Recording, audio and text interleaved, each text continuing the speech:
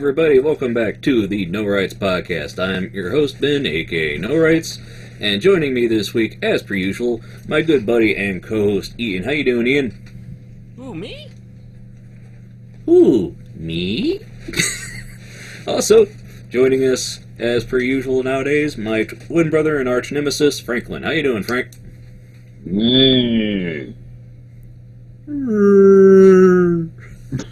It's let the Wookiee win. Ben, have you ever thought that you're the twin brother who is the arch nemesis? You're the evil No, one? we're arch nemesis of each other. I didn't say he was the evil twin. I'm just saying, like if I was the super villain, he could be, the superhero in this hypothetical situation. So, and Frank's joining us via his phone this week because his computer decided to restart before the show and update, and he's been looking at a white screen, which is why he's so well lit this week. I mean, it's like pop lighting, isn't it? Nuclear winter from Apple. At least you're not like Doug, where you try to be your own cameraman too. Hey, hold on. Hey. I need to share. Yeah, look at that. Look at that. Anyway. Oh, boy. So, It's fucking Legos. Alright? I invited Doug to this episode, so if he comes on, I'm just going to let him... Yeah, he pops in, he's like, hey, I've been Doug. Okay, I've been Doug, goodbye.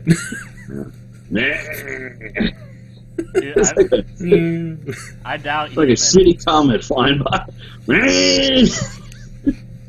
He's probably Okay. not heard. He's probably not heard 1 minute more than when he's actually been on of the show. So Well, I'm sure... What? You're talking about the shitty audio quality of my phone? I could talk through the mic on these. No, that's okay. Try that out. Frank, don't make me ban you again. Oh, don't do that. They'll spend all day trying to figure out how to get me back on. Yeah, I'm sure we'll do that. Anyway. and So let's play a little catch-up, fellas, because we would have all been together on the last Minecraft and Chill, except Frank, he had to work over and or work late or early the next day or something, and had to go to bed early and didn't tell us. We could have done it the next night. What? I thought the whole Minecraft and Chill was like laid back atmosphere, unscheduled. Laid back, You with didn't. my money on my you mind. didn't And my mind on my... I didn't so hear. so you're saying you thought it wasn't mandatory to be on there? That's what you're saying? He thought it was whenever, ever. Yeah. You suck, Frank. Frank, your sound gone. No sound. Nope. You broke it, Frank. I was talking about you with the Minecraft, but now I'll just repeat it. You suck. With the audio, too. Oh, you guys, come on now. It's almost probably- Christmas. It doesn't even sound like it could hear me anyway, so I'm going to say, Well- Frank, you suck. I hope you don't. I'm just... Come on now, be nice. He's my twin brother. Oh, look, I'm you hurt his just feelings messing now. He's around. gone to a broken screen. Oh. So, Oh, he's... oh, Oh. he's hiding behind his llama now. Look what you made him do. Oh. So anyway, yeah, we would have been on that, but Frank, had some stuff going on and didn't know, and we didn't know beforehand. So Ian and I did our own, just hang out and talk about stuff, Just and me and and then you and you and me. So happy together. yeah. Go on. So anyway, we did that, and then last night I go to bed and I get a message from Frank. So hey, you down for crafting some mines? I'm like, no, not really. Kind of in bed here. It's like, all right, hop on the Skype and let's do this. I'm like, but. And then the fun part was I come on my computer, I go on Skype, I call him up, he doesn't answer, and I message him on the Hangouts, and he answers my call the second time I call, and he's like, he's like, the dog walked into the room and wanted me to go take him out to poo. So I just when I told you to come down here, I'm like, well, gee, perfect timing. Hi, Frank. You there, Frank? Hey Ben, do Can you hear me? need this obsidian for Minecraft? What? Dude. Can you hear me now? Yes, Frank. What now, Ian? Do I need this obsidian, Ben? I don't know if you really need a sound card, Ian, but... Can you hear me? Yes, Frank. Even though you don't You can need a hear sound me? card. Yes, we can hear you, Frank. So, Fuck 2 minutes. that's our podcast. Just constant problems with Frank's connection. Anyway. Alright, see you later, everybody. Goodbye. No. Alright, so... Ian, what have you been up to since Wednesday? Sad Minion is sad. I've been eating, going to sleep, and waking up. Pooping. And hopefully Eating. pooping every once in a while. I mean...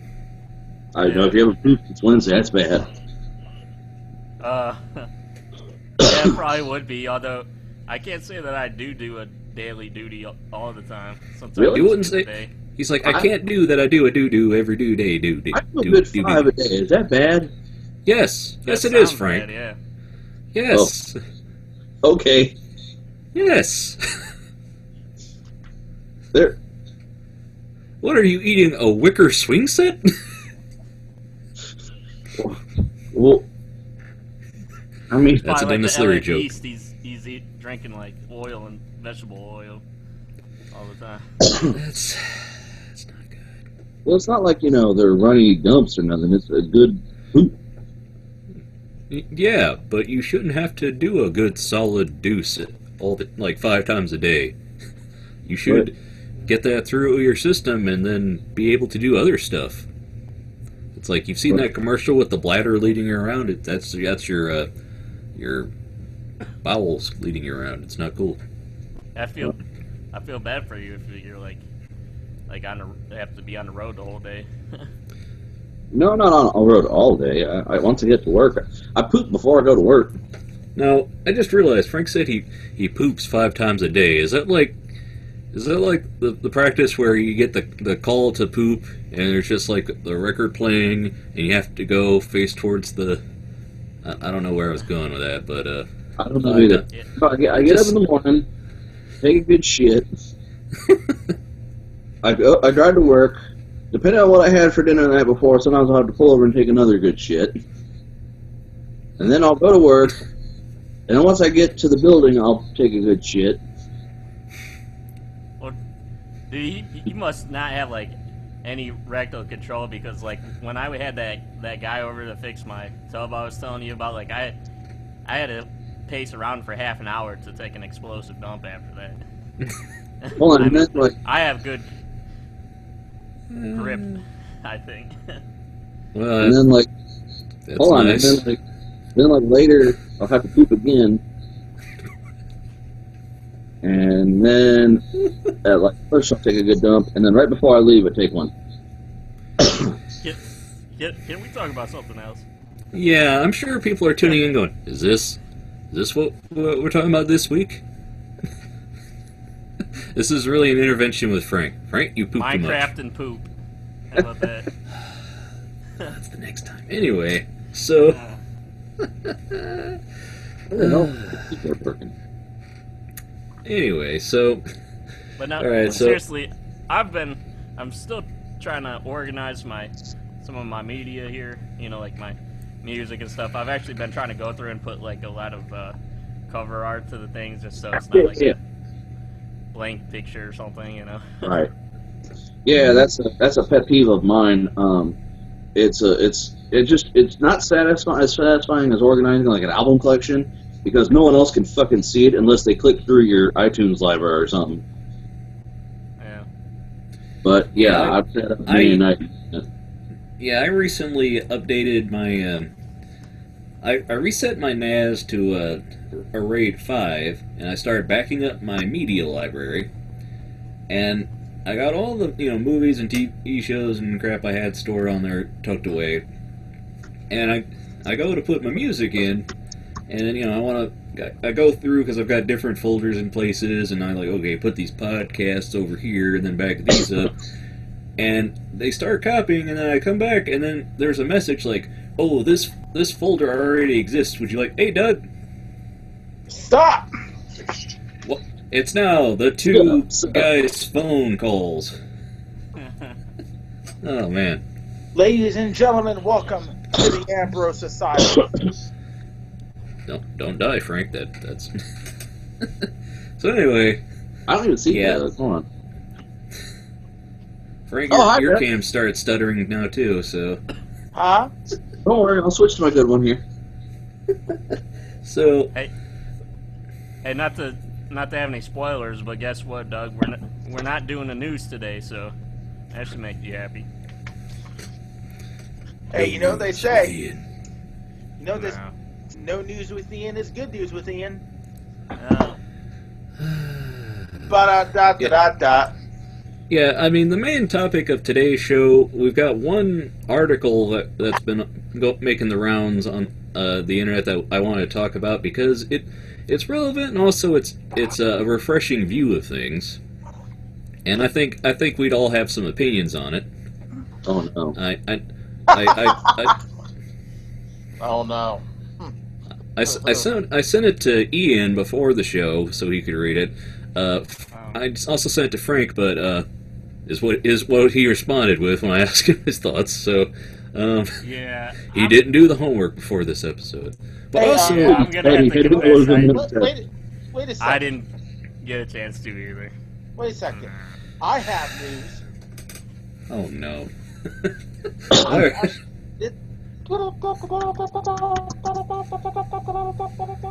The news with Doug. The news with Doug. Hadouken! Alright. What's your news, Doug? That's the closing theme. Coming in on the wire here. Oh, the humanity! Back and to the left. Back and to the left. It's connected. What the fuck? Oh, fun times, No, fun times. That's what Doug should be. He's got two news stories. One, whatever the heck this is, and gold. Wait, that's Curly's gold. My mistake. That's Sea Slickers 2, Curly's gold. My mistake. Oh man. Great film. Ladies and gentlemen, we are proud to announce that there might actually be a good Star Wars movie out there. There were three good ones. Hey Doug. And that movie apparently is Star Trek Beyond. Who knew? Star Trek 4, The Voyage Home. How can we be such a bitch, Doug? What happened to your podcast, man? Dude, I've been so busy You with too other good? stuff lately, man. It's on hiatus right now, but we're bringing it back. You're being a Bringing diva. it back, guys. Too good However- for you, huh? One thing we will be doing is wine talk with Doug. Today we're talking about a nice, it's not Chardonnay. What is that, Doug? Let's switch over to your camera so we can get the full view Yellowtail. Well, of the Coppola, Bossa, and Blanco Rosa. I guess that's a little bit more civilized than when you're eating pizza and stuff. Yeah. Yes. Does it go good with pizza rolls? Huh? Does it do good with pizza rolls? Don't kid yourself, Franklin. Pizza rolls goes good with anything. That's true. This bear's blocking. This is a 2013 Coppola Rosso, the Rosso Blanco. And ladies and gentlemen, this is made by Francis Ford Coppola Winery in California. Oh, hey. Okay, hold on. Shit. All right. Oh no. I bet you when you drink that, you probably actually get smarter. You actually want to know, ladies and gentlemen, it has not been 100% approved by the National Directors Guild. However, it is believed that if you drink Coppola wine, you might actually become a good director. Now, this may not apply to all the really sucky directors out there, which may or may not include James Cameron or Michael Bay. Oh, Fucking spinning beach ball. If you're gonna be a director, I'd suggest working on your camera. boy. Although one thing I'm actually Is he talking about someone's camera? Yeah, his camera angles. Hey, his camera did take one still good picture. That's There's no proof. you gotta give him that. Hey, Ian, you know what this is called? You know what this is called right here? See this? It's called cinematography. Learn it. Hey, what did I say before the dog gets him? Look at this. Look at it. I love this show. It's just, come on, bring it on. Come at me, bro. Okay, so Okay, I'll be right back. How about you? wine time with Doug. Tell us, what's the occasion, Doug? Ladies and gentlemen, wine is for any occasion. And the occasion is he's pregnant.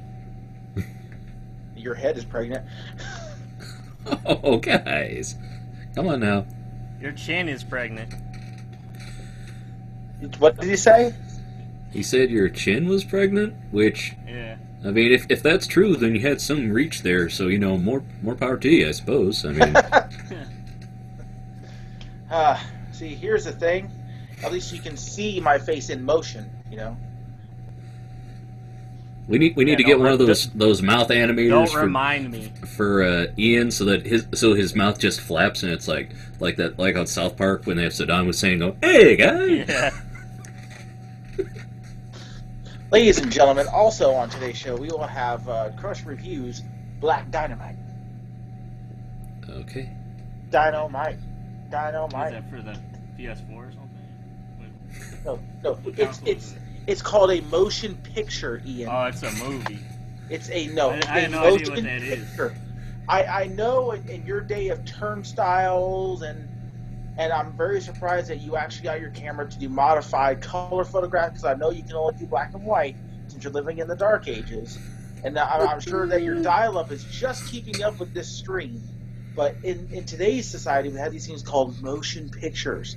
And every once in a while... They steal your soul. That's what they do. I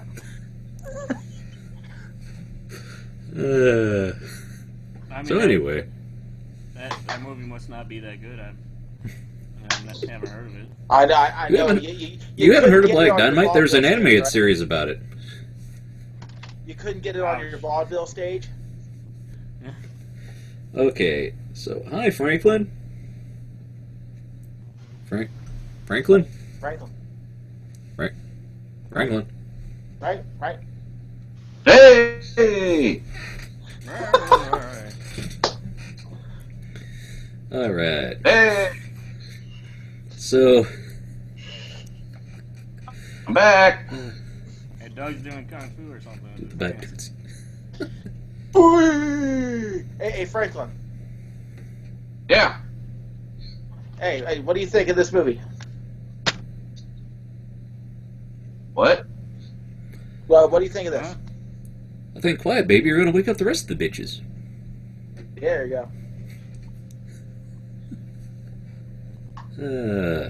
What? Anyway, Talking about kung fu.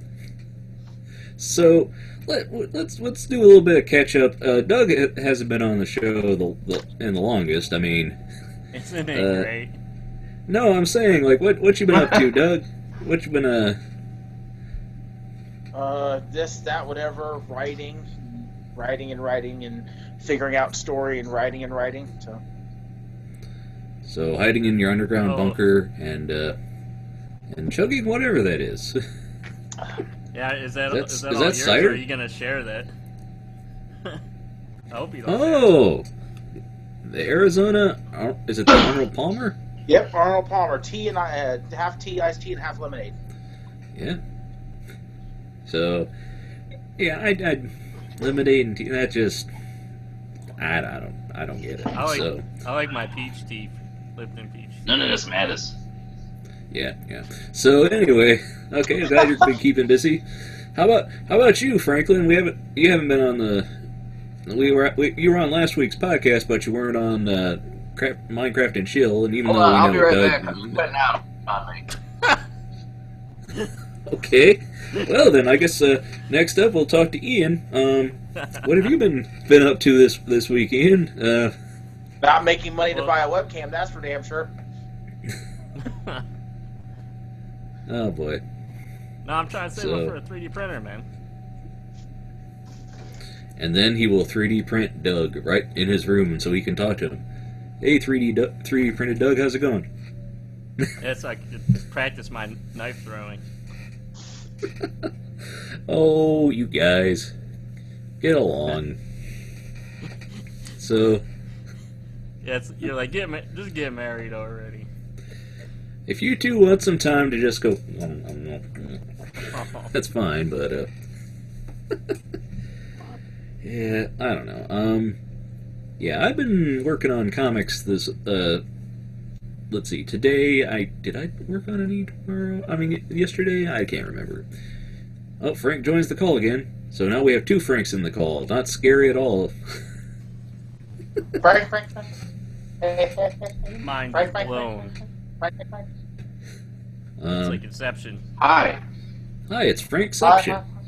Frank. Yeah. This is mad. Oh, Ladies and gentlemen, so hi, how you doing? Who's that singer? Anyway. So, Frank, what have you been up to since the last time we talked with you? What have I been up to?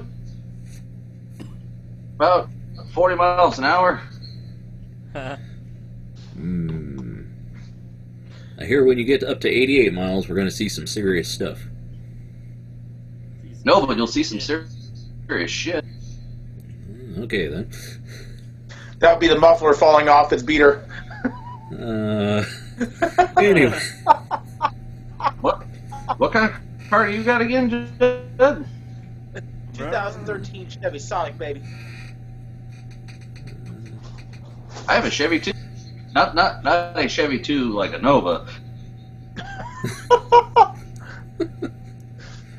Oh, man.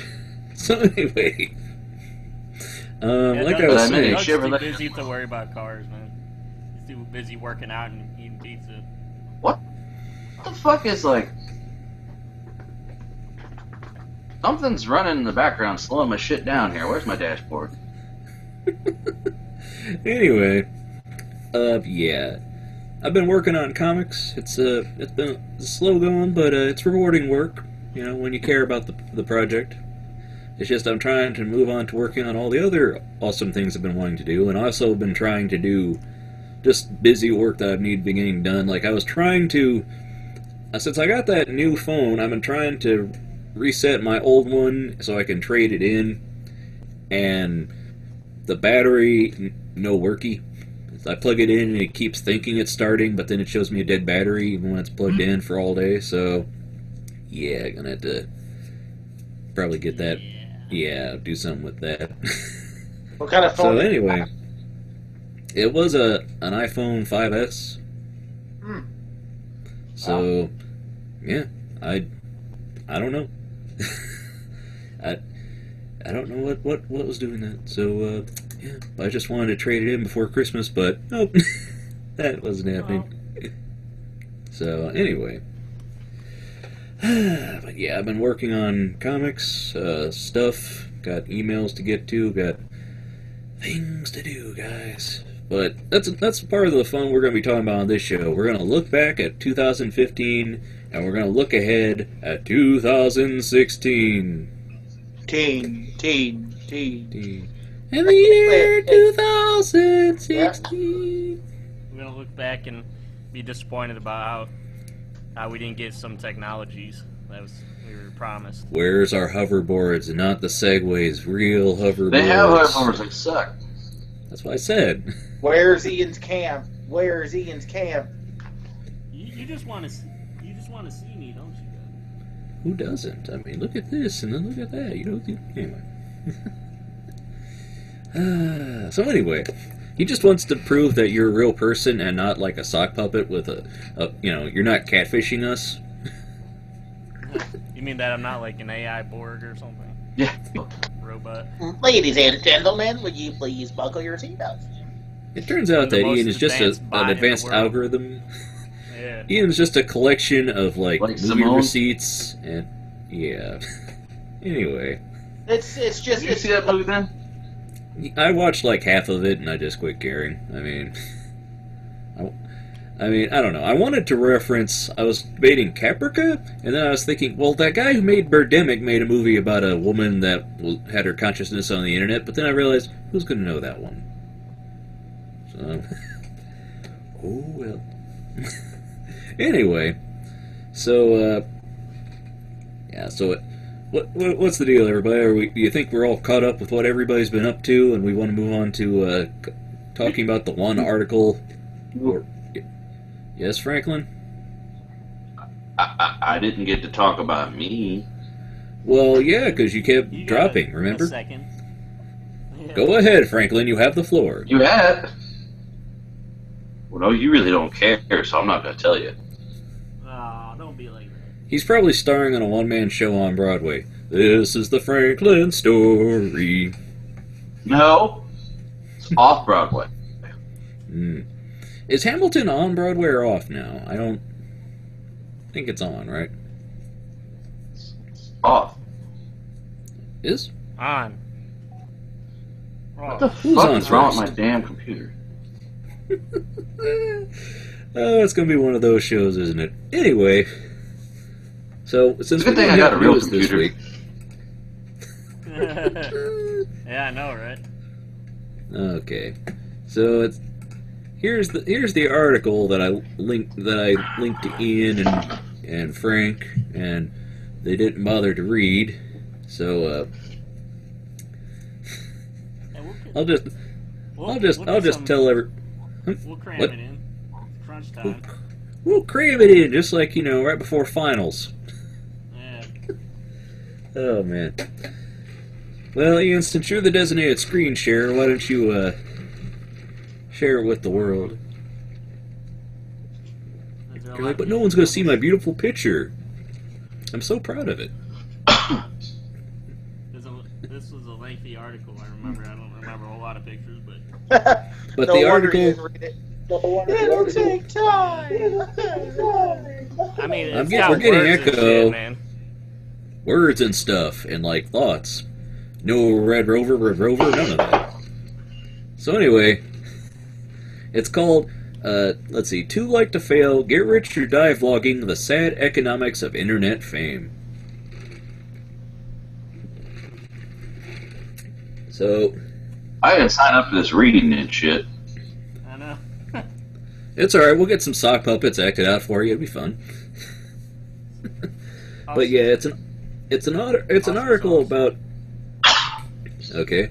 It's an article about people that, have the numbers on social media where you think, oh, they've got to be doing well. But the truth is that they have followers and everything, like 17 million subscribers, 20,000, Instagram followers. And yet, they're having trouble, paying the bills. Like, there's a story about a woman who works for BuzzFeed, and she's altogether, BuzzFeed has like 17 million subscribers. They've got, they've had millions of views.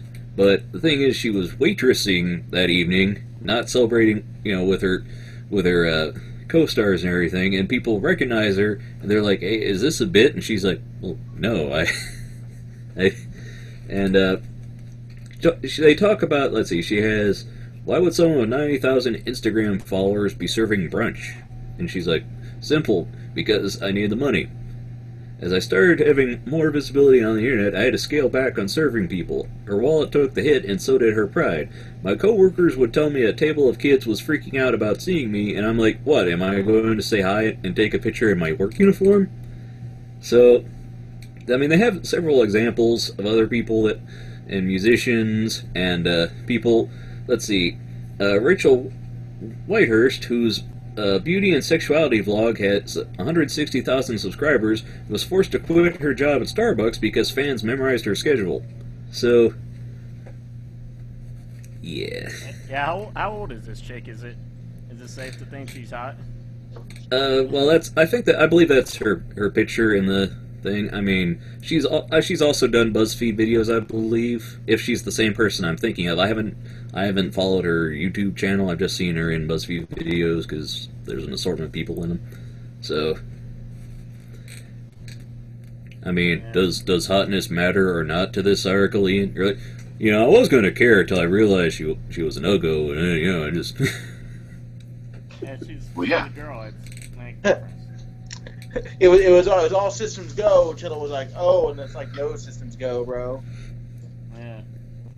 Yeah, so All in other systems words, oh, Frank. In other words, many famous social media stars are too visible to have real jobs, but too broke not to. So, platforms like YouTube mirror the U.S. economy's yawning wealth gap, and being a part of YouTube's middle class often means grappling daily with the cognitive dissonance of a full comment section and an empty wallet. Journalist Kvel over stars like Swedish gamer PewDiePie, whose net worth is around 12 million, or comedian Jenna Marbles, who's worth around 2.5 million. On the other extreme, fan funding sites like Patreon, a Kickstarter-type site that allows for ongoing funding, are at the center of a communal movement to fund smaller YouTubers. But that development gets blurry. Is someone with 50,000 subscribers worth supporting financially? How about 200,000? What if people assume you're too successful and need money, and you're too proud to tell them otherwise?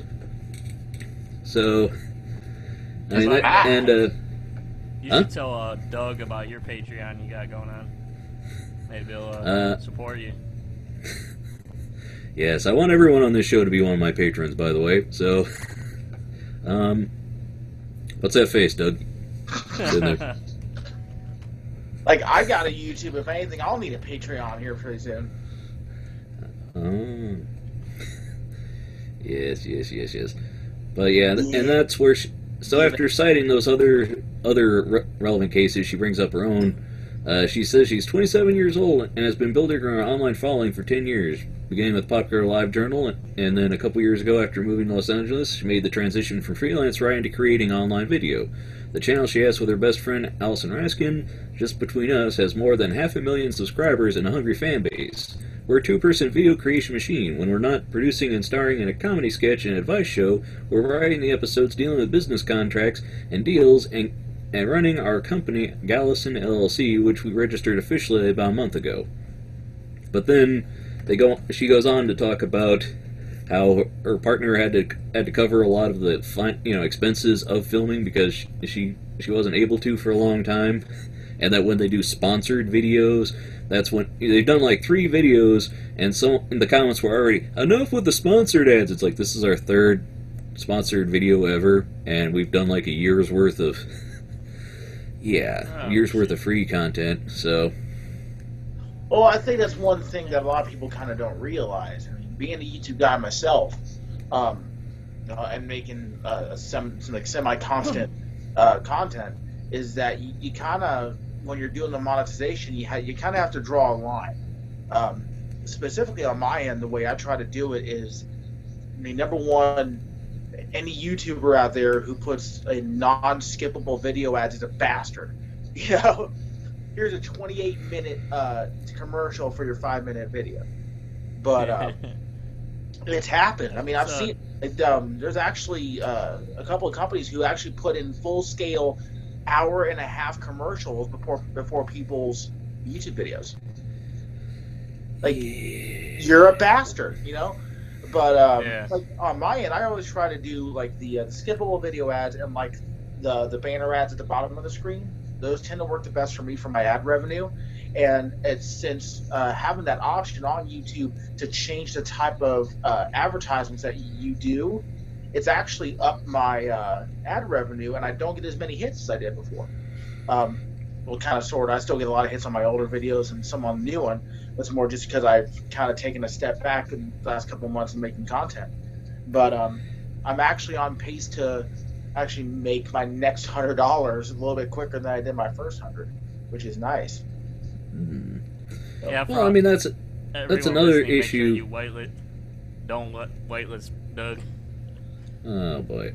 Well, that's another issue with, advertising online is, everybody on YouTube, if they're using AdSense and the built-in things on YouTube, the thing, they go into talking about that people don't know what the metrics are. They don't know what what is the average, and then because they don't know, they just take whatever YouTube or Google gives them, and it's like, well, how do you know? They talk about people with videos with millions of views that get like $70. I mean, I recall listening to an interview with the guys who founded Patreon. They're like, this video gets like, you know, several, like hundreds of thousands of views, and then you might get like $70. It's like, that's unfair, that's unjust, and that's the system of how it's being built, and that you don't talk to anybody about these things. You don't, it's like what Ian was talking about on that video, was it last week, Ian, with the why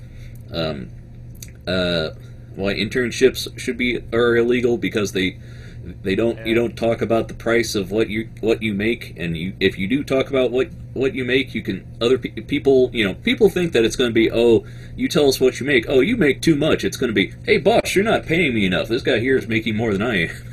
You know, it's like, it benefits all the workers in the workplace to know what everybody's taking, you know, what everybody gets, what's the standard. So I don't know. I mean, the whole sponsored issue is sort of another question about your audience. You know, is your audience going to support when you do a video, or do they stand up and say, enough with asking for ads, I didn't sign up for ads, well, this video is just an ad, and I had to watch an ad to watch your ad. Well, I don't know. You also got to have to know what you're getting yourself into as far as your content, too. Because if you're doing specific, like, sponsored ads, I don't see any reason why you have that serious need to have, like, if you're doing a sponsor ad for a company, for instance, you're doing like a sponsored video, and then all of a sudden you got these whole litany of ads, like you're trying to ultra cash in on your audience. I think that's wrong. I think that if you have a sponsored video, at the very most, have the banner ad at the bottom that people can close out. And skippable video ads is really kind of pretentious, if you ask me. To be honest. Yeah, I don't know. I mean, go ahead, Ian. I was gonna say it's like, you know, there's no question about if you know, like, the content creators deserve to get whatever money they really deserve, you know. But at the same time, also the people that are watching the videos too, they don't deserve to have to put up with certain things. So it's like, yeah, both people deserve certain things. It's just it's the platform that you really have to decide what to go with, you know. Well, I mean, one of the things that you can talk about is excuse me, is you know, the perception that a lot of people, like, they talk about in the article, is that the perception is when you're on YouTube that you're trying to say, hey, I'm a normal person just like you, I don't have throngs of people giving me things. And, you know, there's some people that buck that trend, and you see, like, where do they get all this money to buy this stuff? But, like, some channels, they'd say, like, somebody would have a Gucci purse that somebody gave her, and they'd have to apologize to the crowd and say, I know it was splurging to get this, or, oh, somebody sent this, I wouldn't buy this for myself. And it's like, why do you have to excuse yourself for the things you buy? And it's like, that's the perception on the internet is, oh, who is this person? They have to act, you have to act modest enough that you understand that you're in a fortunate position to have all these people watching you, but not too good that people think, oh, no, this person's whiny, or this person's this, or, you know, it's an audience perception thing. And I don't know, it's an interesting, you know, thing to talk about when people have hundreds of thousands or whatever number of subscribers. And you see it on Patreon, where people have a lot of people, but then not having a lot of you know, monetization from their audience. But then some people will have a small dedicated fan base, and they loyally, you know, follow them and give them money for things or buy products from them. It's I don't know. It's an interesting dynamic. So, yeah. What are your thoughts, Frank? I like money. Uh-huh. That's all I got. I don't really got a whole lot to say about that. Well, I mean, they talk about, the article goes on to make some interesting points, which is why I was hoping more people would have read it beforehand, guys. Sorry. Well, I had a question for Doug. Was he on the show when we talked about, like, our opinions on the YouTube Red? I don't think so. I think you popped in, because basically I think all of us pretty much agreed that it's a cool idea, but right now what exclusives are there for for people on YouTube to pay for content, other than unless the content is exclusive that's worth it? And well, I also think I didn't pop in for that, unfortunately, but I have a very specific thought about YouTube Red. All right. I mean, yeah, it's great that they're doing all sorts of stuff from the big YouTubers and all, but if you're a YouTube user and they say you're going to pick up YouTube Red, you should be able to kind of modify that. And I've actually thought about this in a little bit of detail, and I've actually thought about putting up a video myself on it. So what do you guys think of this? You press this button, Doug doesn't wear a shirt. I don't know how they're going to make it work, but we're going to try. Really? I'm just teasing. Go ahead. Anyway, so, I mean, yeah, they're going to charge you X amount of dollars to have exclusive content. However, you should be able to designate 50% of your YouTube Red membership a month.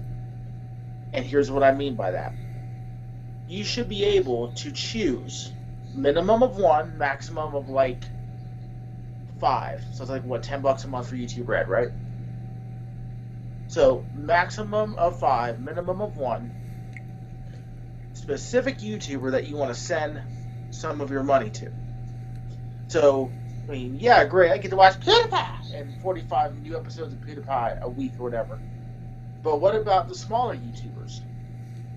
I mean, because in essence, what this means is that if you use a YouTube Red, you're going to actually be taking content away from us smaller YouTubers and views away and minutes viewed away, because people are going to be wanting to get as much out of that YouTube Red membership as possible. When you really stop to think about it. Unless they're going to start treating YouTube as a serious content site, which a lot of people still don't. They still don't see YouTube as a streaming or an episodic competitor to other services. And to be honest, you should. You should see YouTube as a competitor, because that's essentially what we do. We have to fight, scratch, claw, and dig for the minutes that we get that we can steal away from everybody else. Yeah. So you should be able to designate a portion of what you pay a month to minimum 1, maximum 5 YouTubers. Or even if it's just one YouTuber that you want to send $5 to a month. I mean, that goes to our bottom line, and they can be included in our AdSense money. I mean, so what you're suggesting, Doug, is that you got to fight for your right to partay? Yes. Okay. Beastie Boys fought for that kind of thing. Okay, just making sure. What? So I think what I grabbed from that was that you're saying that for the amount you pay should be specific to the YouTuber, right? Not necessarily. I mean, not necessarily. Because, I mean, yeah, you're paying for that specific amount to be able to watch this content here, which they designated. But you kind of have to treat your other YouTubers in the same light. I mean, even if it's an optional thing, it should be optional, in my opinion. Well, I mean, the thing is, Doug, what you're proposing is basically the argument everyone has of, I don't want to pay for all these cable channels that don't show me anything I want. I want to pay for the couple channels I watch and pay for those a la carte and give them my money and screw the other channels. But if you put that on, the thing is that that's unsustainable, because by the large margin, it's the 80-20 rule. 20% of the material is going to fund for 80% of what's on there. If you take the money away from MTV and VH1, I'm sure that the Spanish music channel, I'm sure that all the smaller channels are going to suffer. The local channels, that's how they make their money, is you go for the big thing and you don't have an option to a la carte. And I mean, I agree that I think that if you pay for YouTube Red, you should be able to say, here's who I want to have the money, because I mean, sure, some people are going to give the money to the PewDiePies and the bigger names, but then there's also people that are going to be like, oh, I watch these groups of people, and then it would be an even playing field. But I don't see that happening. Oh, I don't think it's happening either. I mean, to be honest, to really kind of jump onto YouTube's radar as far as a content creator goes, you need at least, I'd say at least 500,000 subscribers, and to be a constant, what's the word? A constant distributor of AdSense cash. Because I mean, honestly, that's basically what they're doing with YouTube Red, is supplanting those big YouTubers. I think there's like 3 or 4 separate channels right now that they specifically support with YouTube Red. I mean, you got to think how much money guys like the PewDiePie are getting because of that. I mean, imagine if 1 million people got the YouTube Red at $10 a pop every month. You take a look at that revenue and think about how much money that is. You know? Well, I mean, it's the way YouTube is structured with the number of people that have content versus the number of views that are going. You know, you have the top people like PewDiePie, but really a lot of it's on networks. A lot of bigger networks, you get the people on like the Yogscast network, or there's certain, you know, tech networks, there's gaming networks, there's networks for a lot of things that have multiple channels, and then smaller down than that, you just have the solo guys like Doug and myself, who, you know, flying free and like Han Solo. Well, I mean, honestly, MCNs are possibly the most unsustainable business model that YouTube has, and it's not even something that's perpetuated by YouTube. You know, it's not. Honestly, I think YouTube would rather not have to deal with these MCNs, to be quite honest. I mean, yeah, it's more of a bother to deal with us directly on a one-on-one basis and all that, but I mean, when you're dealing with these type of companies that are turning into, you know, for lack of a better term, affiliate networks, because that's, to be completely truthful, that's kind of what they are. They're affiliates. You know, oh, I'm going to go ahead and transfer a portion of my money to you, but you have to support me in this, you know. And the YouTube Red is just a way to kind of factor some of those people out. It's almost like, when you really stop to think about it, YouTube Red is YouTube's NCN, but it's behind the paywall, you know. And I'm not saying that's a bad thing. I'm not saying that's a bad thing at all. I just think, you know, if you're gonna do that, direct support from the viewers to specific YouTubers, because I mean, I don't think, honestly, I'd ever set up a Patreon. You know, I only have maybe I think it's like 132 subscribers right now.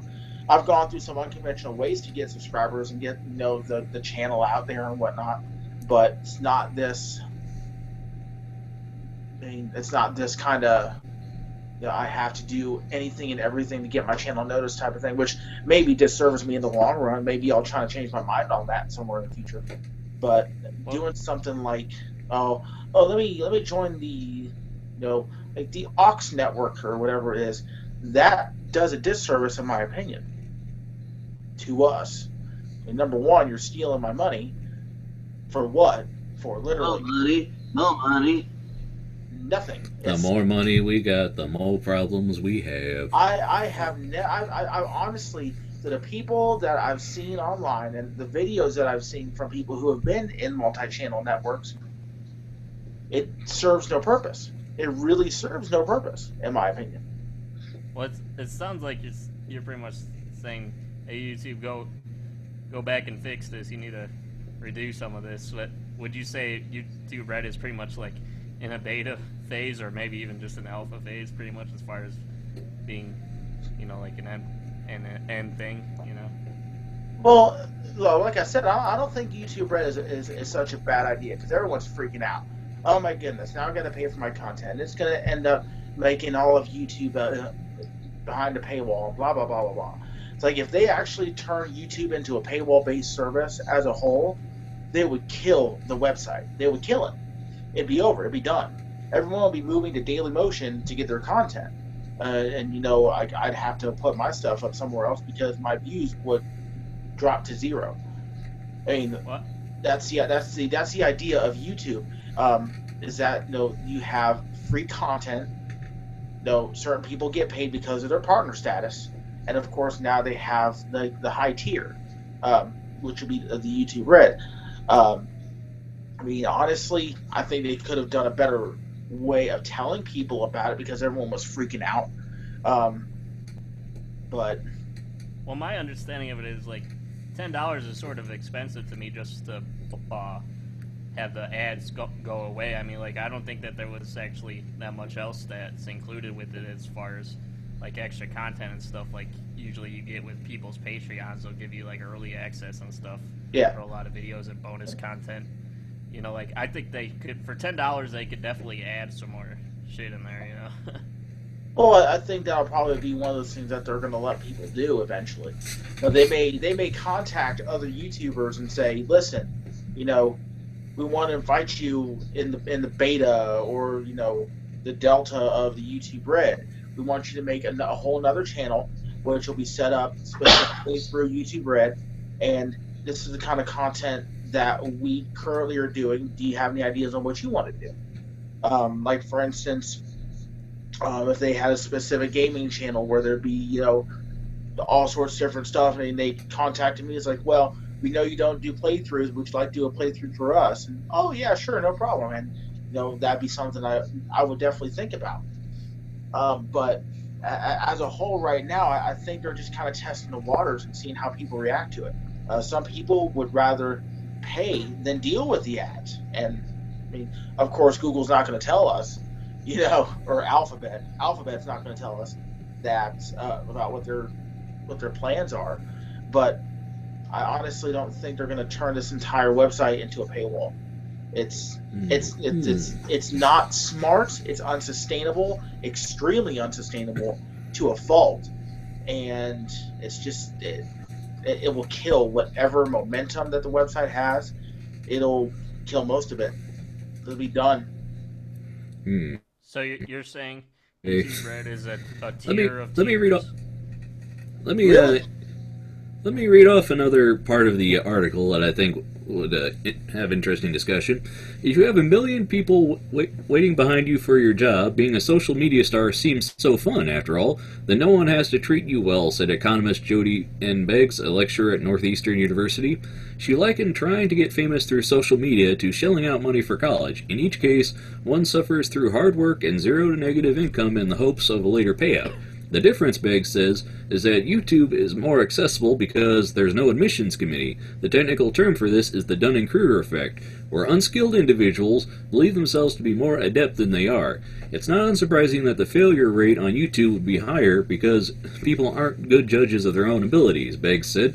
The result is that the market is oversaturated, and subscriber numbers, which rarely make any sense, become the gatekeepers of financial success.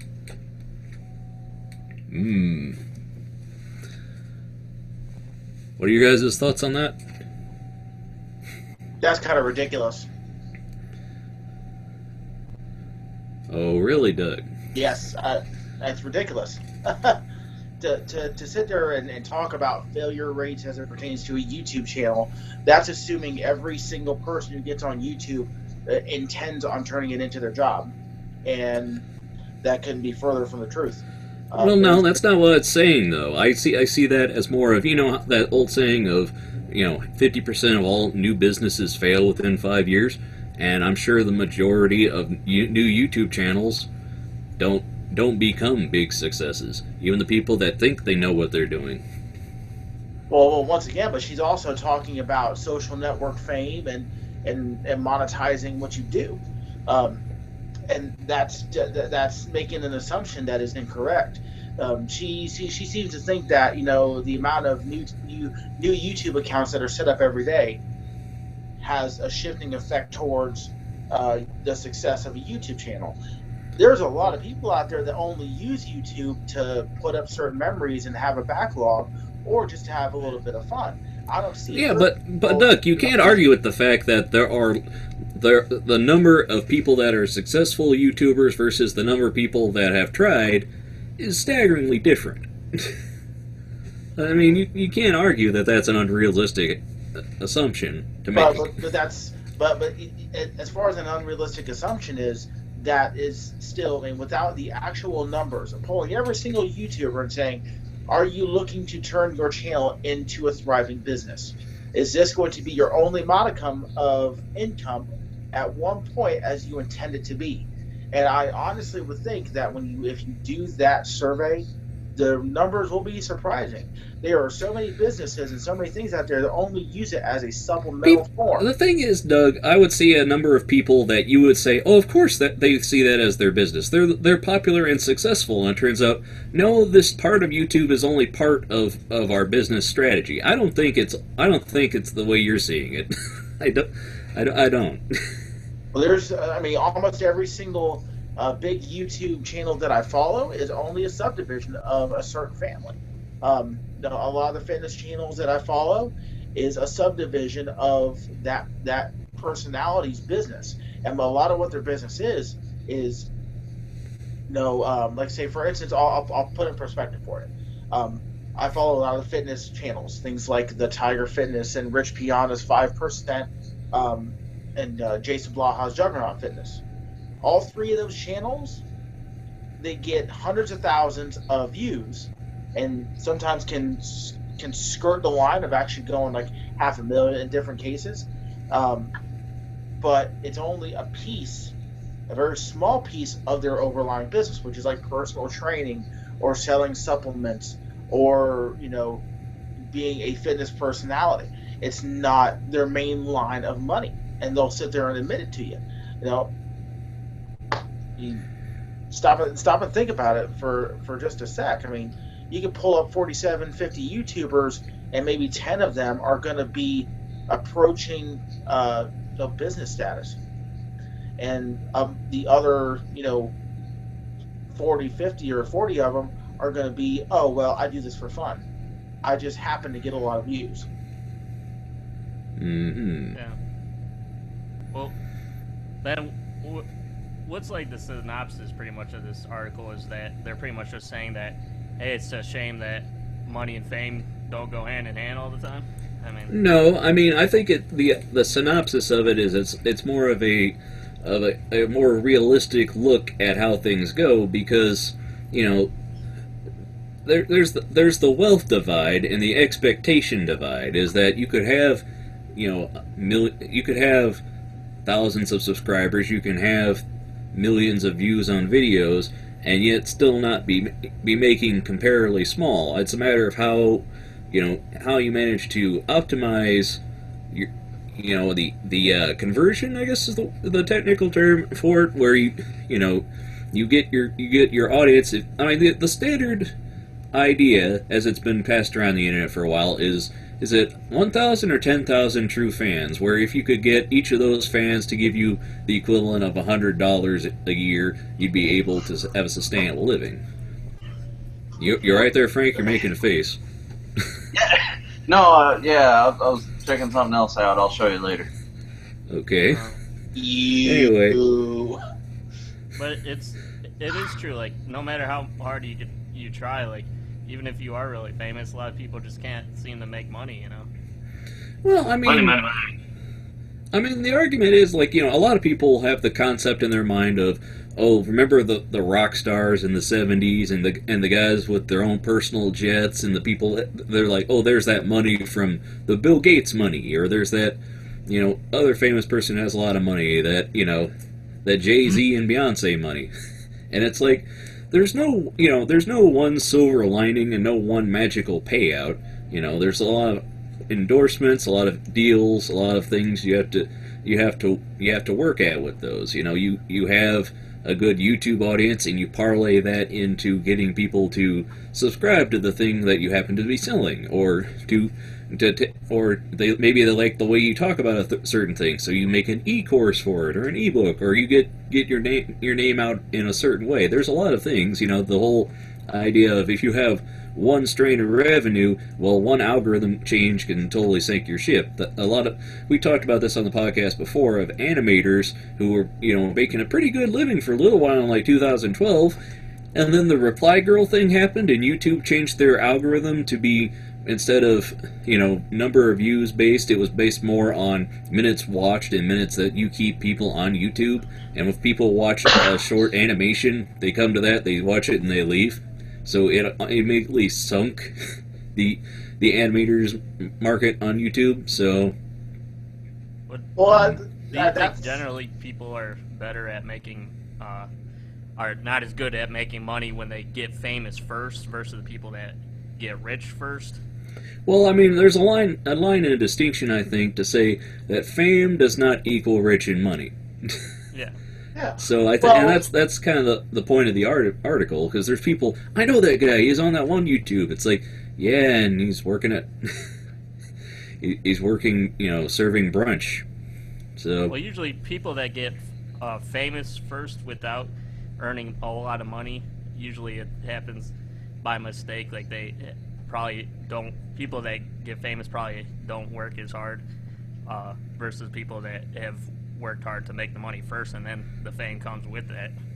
A lot of times. Well, I mean, I don't see it exactly like that. I see that there's the fact that making a sustainable living, and like if you have a video that goes viral and gets 1 billion views, that can be a fluke thing. And if you don't know, I mean, we talked before, I believe, about, remember on Howard Stern when they were talking to the guy from Friends, and he was talking about how they were settling to get a bigger contract, and people were like, oh, they look at them, Mr. Hotshots, they just want to get money, $1 million per episode, and they're like, look, there's no guarantee that this guy will have, his next thing will pan out.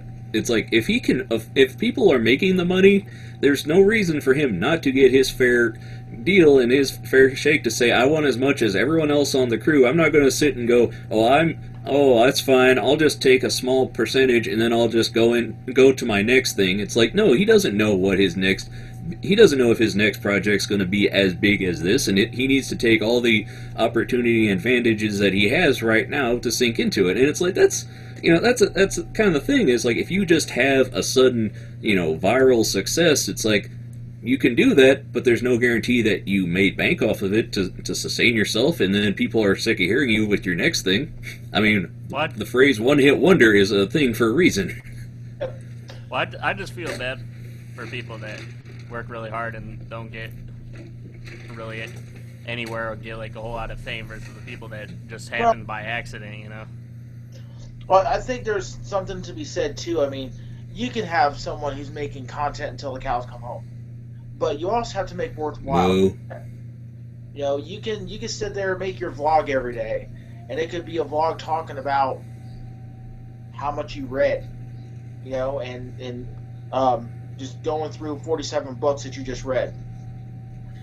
You also have to make content that's engaging. You have to make content that is also constant.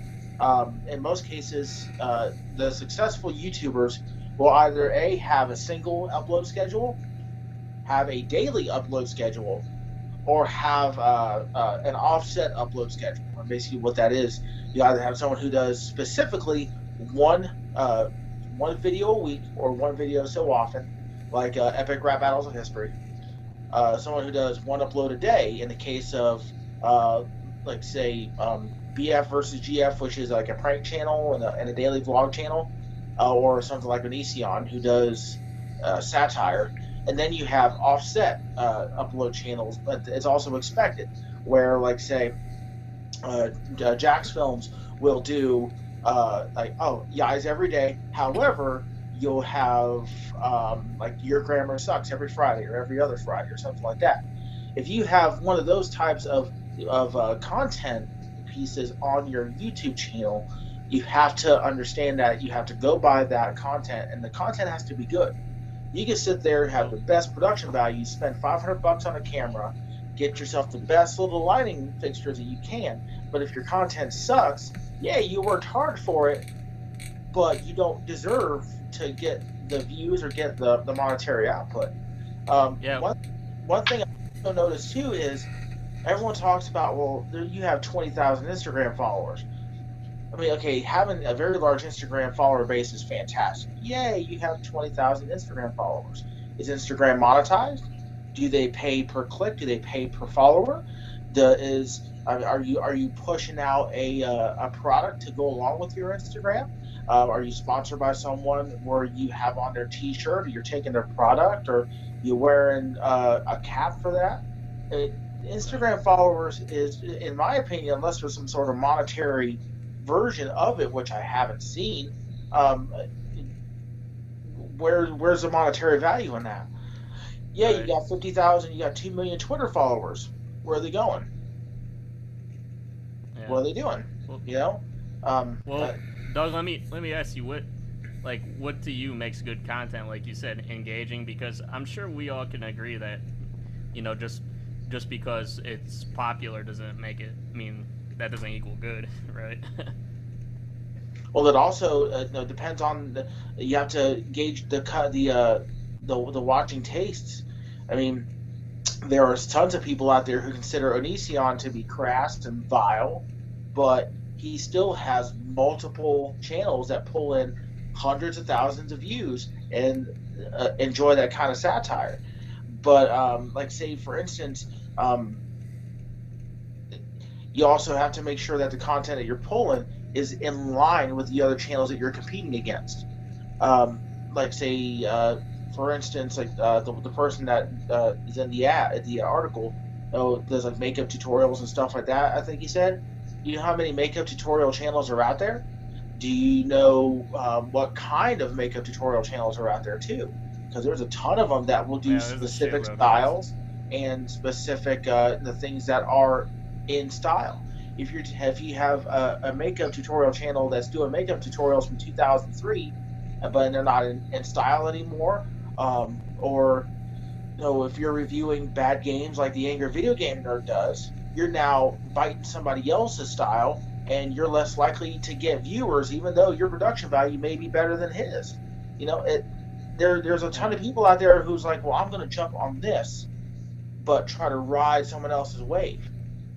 That's why, in my case, to make my channel a little bit different, I did a lot of tech unboxings, tech reviews. I do like retro unboxings and reviews, but I also tie in the game stuff to kind of spice it up, and I also throw in the bodybuilding stuff because there's not a lot of channels that is a big guy doing bodybuilding.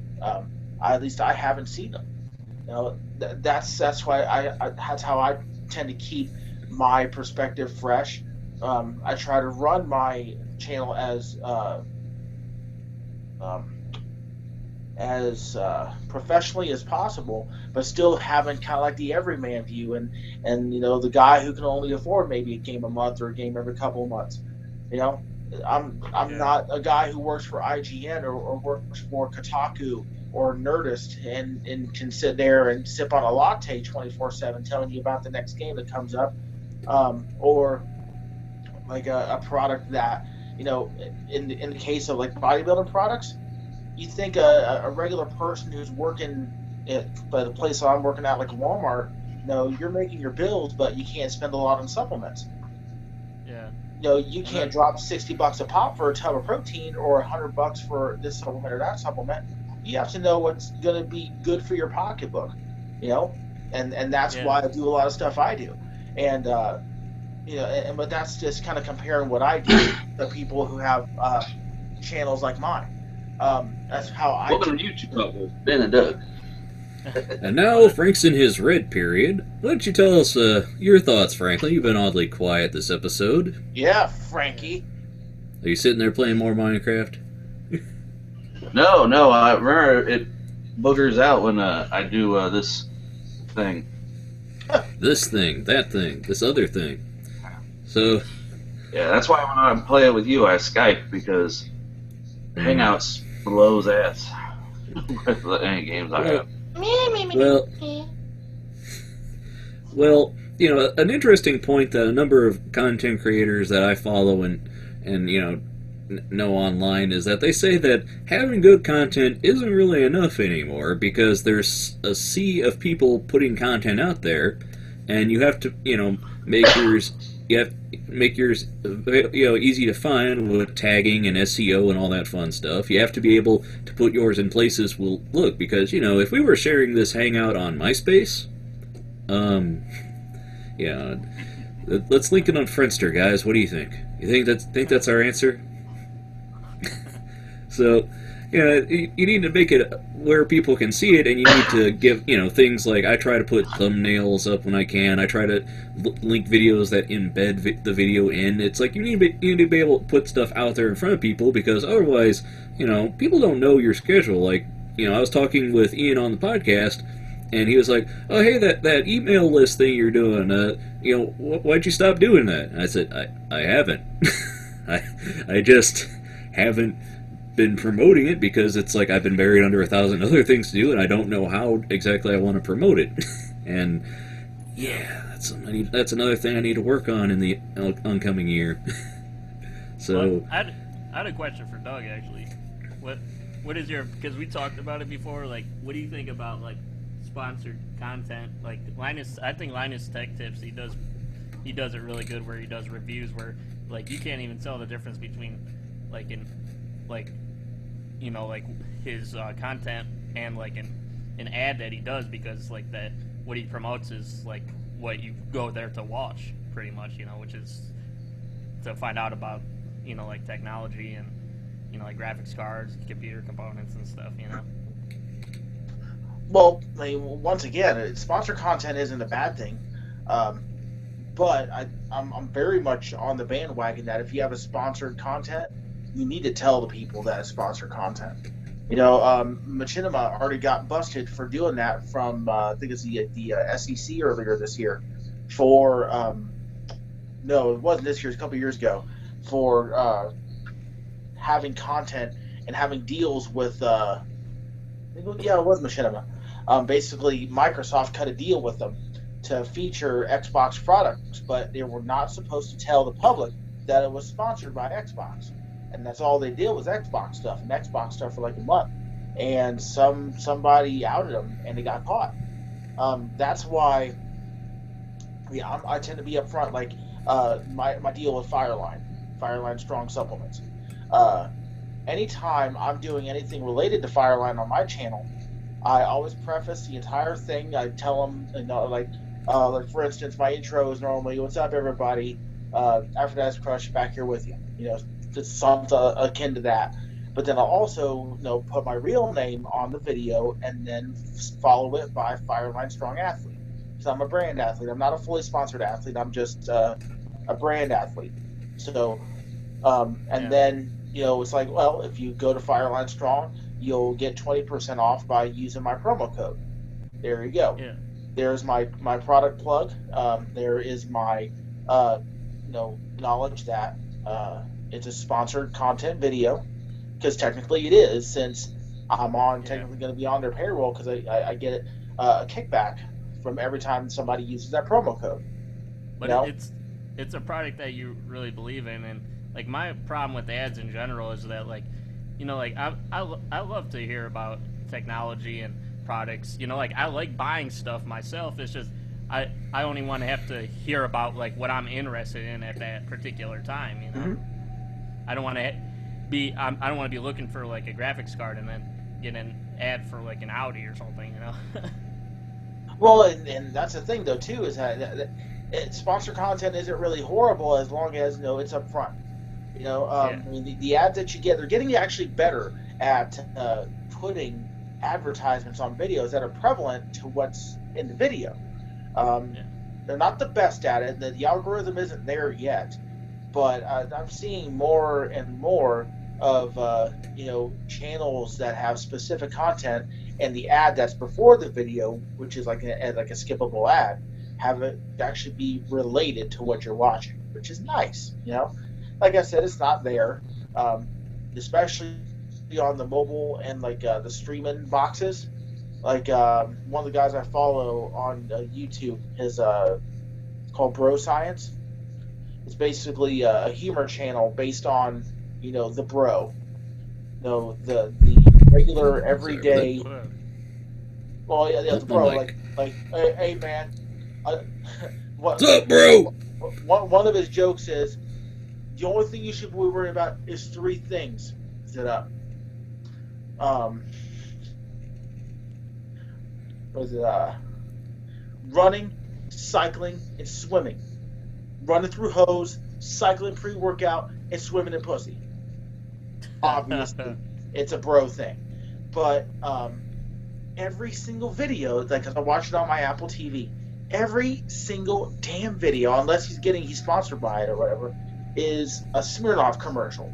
And it's the same one every time. You know, and anything Smirnoff else, for bros, bro. you know. But I just think that's funny that, they haven't gotten it fixed, because that can get repetitive. But it's better. But as far as the specific sponsored content that the content creators are doing, it has to be up front in my eyes. Otherwise, I won't subscribe. Once I found out about what happened to Machinima, I unsubscribed immediately. There has to be a modicum of honesty between the content creator and the watcher.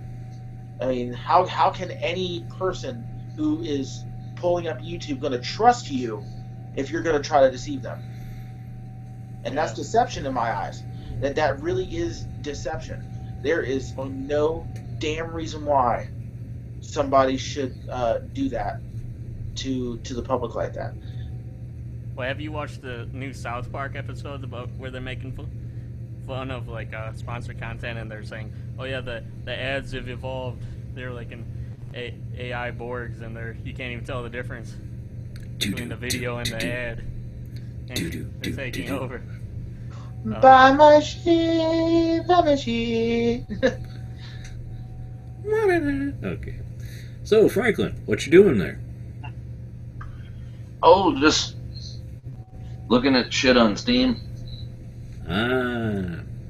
Looking on the Steams. I'll say, How's your gaming rig coming, very Frank? insightful. It's all hypothetical up in the airs. So you still don't know if you need a sound card or not? You still thinking I about watched the video. I don't think I need one, but do I want one? Right.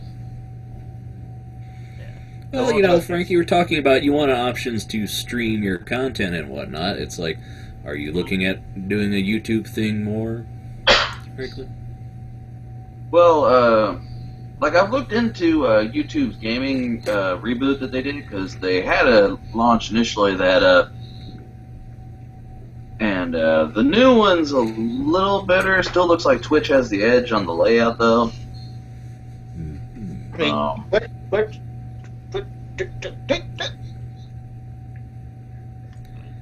Yeah, right there. I thought you were talking about Twitch. That's more of a tweak than a twitch. Oh, Tourette's. Too much pressure. I get it. You're making fun of the handicapped. That's hilarious. That's great. Anyway. Well, Doug, do you... People with problems. Do you use AdBlock, Doug? I was just curious. No, You don't? I mean, it would, I can get sick of ads at times because I watch so much YouTube. I mean, that's really my main source of specific content is YouTube. I don't have cable, don't have satellite, don't have a antenna. YouTube is my. Though? I do have Netflix through a buddy of mine, since we live in the same home. But for me, YouTube is always it's kind of like entertainment, but it's always been sort of something to pass the time to do on the side. Whereas Netflix for me, that's real entertainment, I think. Well, and that's the thing too, is that I think there's much more worthwhile content on YouTube. It's just the truth for me, and that's also part of the reason why I'm utilizing YouTube as a vehicle for my writing that's coming up. I'm not sure if I told you guys what I'm doing with that, but I'm using YouTube as one of the mediums for the horror story I'm writing. So I'm writing specific plot points, actually mini short stories almost, fake articles for it, and also I'm going to be using YouTube and actually shooting specific scenes. Since it's a horror story, I'd want the death scenes and whatnot actually to be on YouTube and have it be interconnected. Yeah. I think that would be it'd almost be like a multimedia style story. It would be this kind of amalgamation of different mediums that kind of come together to tell one cohesive story. Yeah.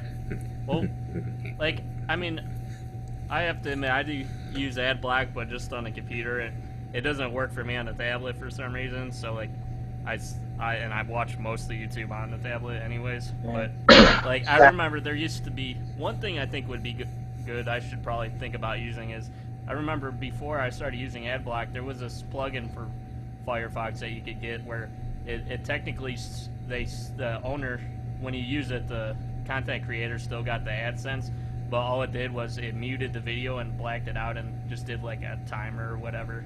Yeah. So like I think that's good, because like if you honestly don't want to have to see that thing, you should have the right to get up and walk away, or like mute the volume and stuff if you wanted, Well, I mean, people have argued about that with TiVo, is when you skip the commercials, they're like, "Oh, you're stealing the TV." It's like, no, you just decide not to watch commercials. You can skip past the previews on a video. I mean, it's like on a VHS. Well, I'm also of that opinion. Like, if you don't want to have ads, you shouldn't have to do it. But on that same level, us as content creators, in some cases, we rely so much on that. And that's how we get paid. The AdSense is how content creators for YouTube, that's how we make our money.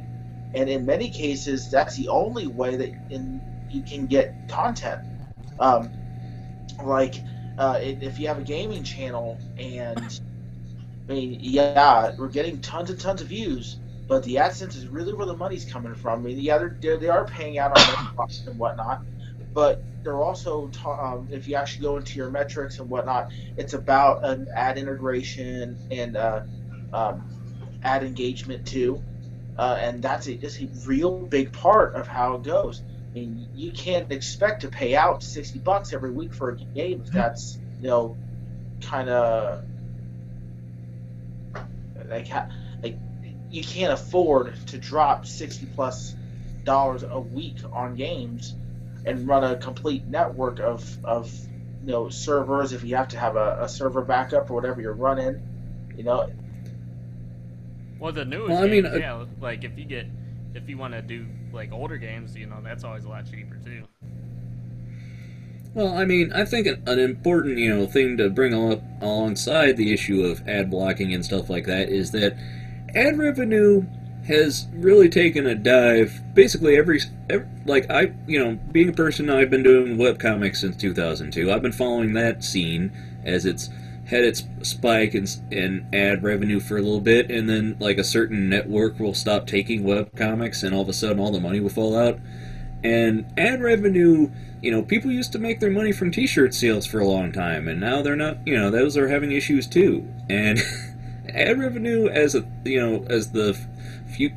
driving future engine of making revenue online, ad revenue, AdBlock now they have things on AdBlock that are saying you can allow, minimal and non-intrusive ads, if you want certain sites, and you can whitelist sites if you want to support certain things. But, the argument is that forcing people to watch ads is not really much of the future. I don't think people are going to dislike it, and they're always going to find ways around it. I mean, that's why I look at places like Patreon as more of a future potential earnings thing. If you have a following, that's the main argument I've seen from Patreon and people on it is, well, they don't really do anything in terms of promotion or anything like that. It's a matter of you bringing your audience to Patreon, which has been my concern because audience building. So, what are your guys' thoughts, gentlemen? Patreon isn't a bad idea in the long run. I always thought it was a little pretentious myself, but that's just coming from someone who, if you're making certain videos, having a Patreon is pointless. Like, say, if you're doing a video like this, where it's just me and it's a camera, and we're talking, if I'm going to put up a Patreon, I better have a damn good reason for putting one up, if for instance it's a tech like a tech website or a tech channel, obviously that helps. That would definitely help if you had a Patreon up or like a Kickstarter or something along those lines. But I also do think you're asking a lot of the audience to say, I'm going to pay you $10 a month directly to give me content or to give me. Well, the thing about Patreon is they say a lot of the people that do subscribe to things, it's more on the $1 to $5 ratio up to 10. And they say 5 is the goal, where they say make that the one that's the most interactive with people that will pay you. Say that's where you're going to do your Google Hangouts with them. Say that's where you're going to give them stuff early and whatnot. And at the bare minimum, you want to get them engaged to your activity feed if they put money in. Yeah. So I don't know. I mean, the idea behind Patreon, as I've seen it, is that they say they want it to be more of an ongoing thing as opposed to, say, Kickstarter. Where Kickstarter is you have your project, you say, I need this much funding to make it happen, let's pre-order, let's make it go. Where Patreon is more, hey, I'm a creator, and you need to, if you connect with me and what I do, this is a way for you to say thank you without having to, watch ads that you don't want to watch or this or that. You can say, okay, I'd rather put my money towards something I like and agree with. So, and it has taken off. Speaking of Kickstarter, hey Franklin. Yeah. Hey, how do you feel about MSG3K hitting the goal? Wow, you're a little behind on this. Me and Ben talked about this for like ever. We sat up and watched it live. Man, in the not too distant future. But still, I mean, it's a good thing. It's a good thing. Do you like the cast? I haven't seen the cast yet, but I saw Patton Oswalt was added though. He's the TV son of TV's Frank.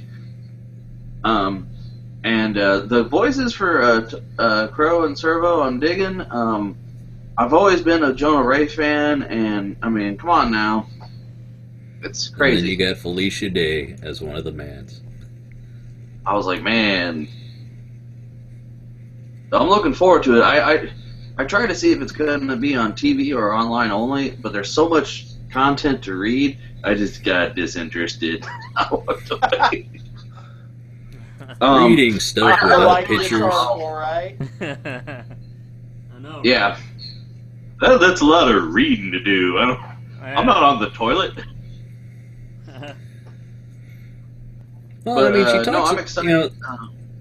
It's a good article. She talks about the point where she ended up crying for a half hour in her car because she just wasn't sure how she was going to pay her rent, and yeah. Why would I want to read that, Ben? That sounds horrible. Honey, Way to bring us down. Honey, let me tell you this. That's what the poll's for. Yeah, I'm just picturing Doug on the pole. Doug says he supports single moms. Oh. Yeah, I was gonna say my closing statement is, yeah, I'd do her. Guys. Anyway. I'm sorry she broke down and cried, though. I feel bad. Anyway. So. Podcasts. We're all about levity and heart on this show. So, anyway, the next part we were going to talk about, I guess we've phased out talking about the article. I think we've covered the most. I still recommend everybody listening to this actually read the article because it's fairly at length and it does bring in different views. She mentions numbers of different people have Instagram people that a person has quit because she's been called fake and is just tired of putting up with it. Fake. People that deal with the whole, now you're doing sponsored stuff, I hate sponsors, or just performers that are like, I have to make this work because I can't turn back now. It's an interesting read even if you don't agree with everything in it. So anyway, I think the part that we want to talk about on today's show was it's going to be the last show before Christmas break. We want to talk about 2015 and looking ahead into 2016, gentlemen. So. Oh no, it's the clip show part of the show. So this is where I put the best fart jokes of 2015 clip, and Go out and have a cigarette. Podcasters, we lost in 2015.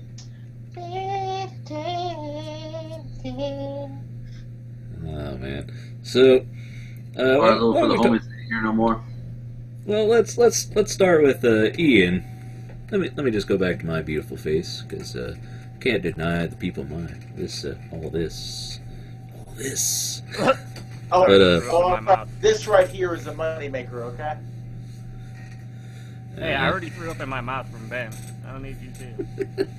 So anyway, gentlemen, who wants to go first in telling us what your expectations were for 2015 and what the reality is? Well, Doug can go first. Ian? He's the guest on the show. Okay, if we want the guest to go first, Doug. What were your expectations for 2015? Were you expecting to get that hoverboard and see Doc Brown and Marty?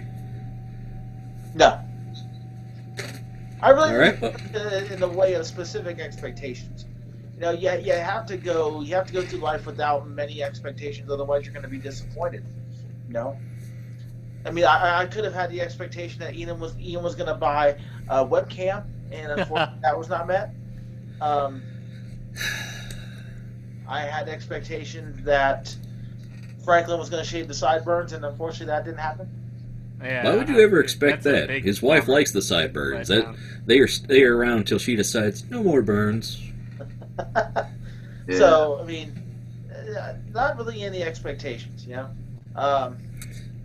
Well, what were your goals you set? You know, in January when you were full of the piss and vinegar that everyone has said on January, you're like, this will be the year that I conquer the world, and you know what was on your list of things to achieve?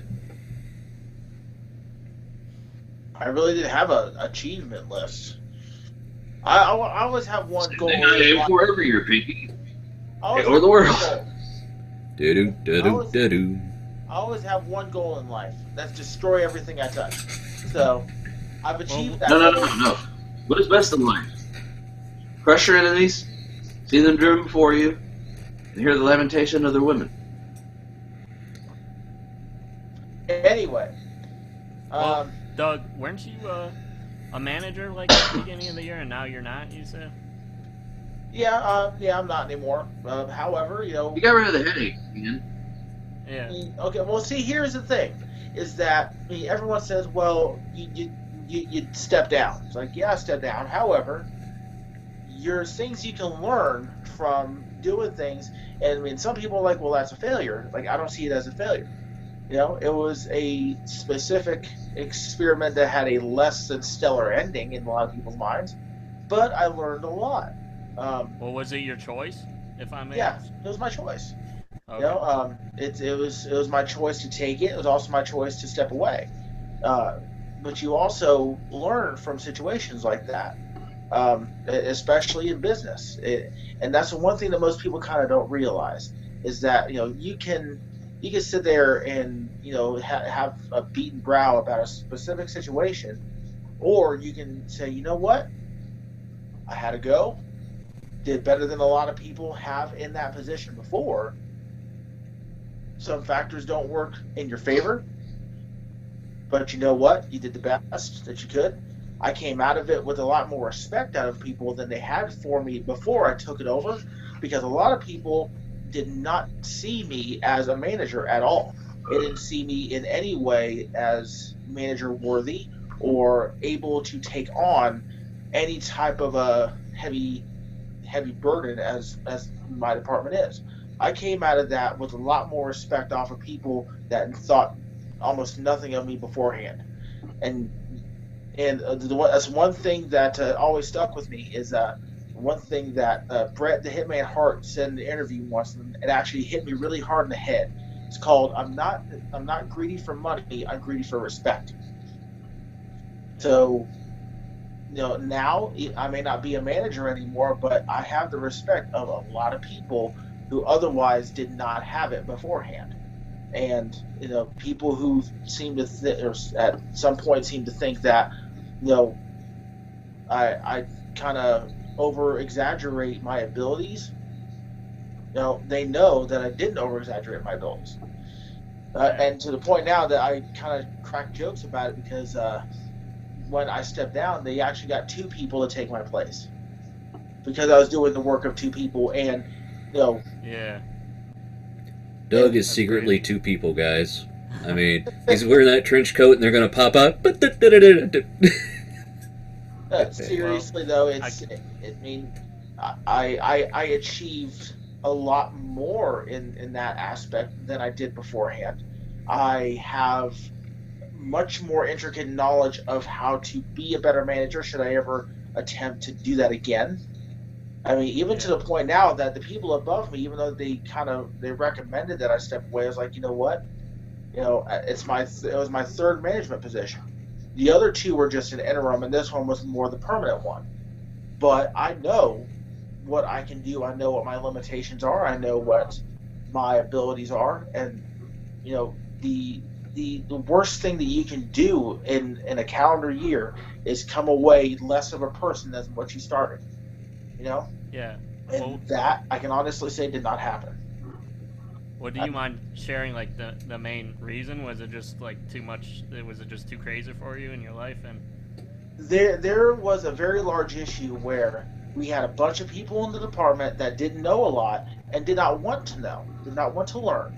So I was constantly the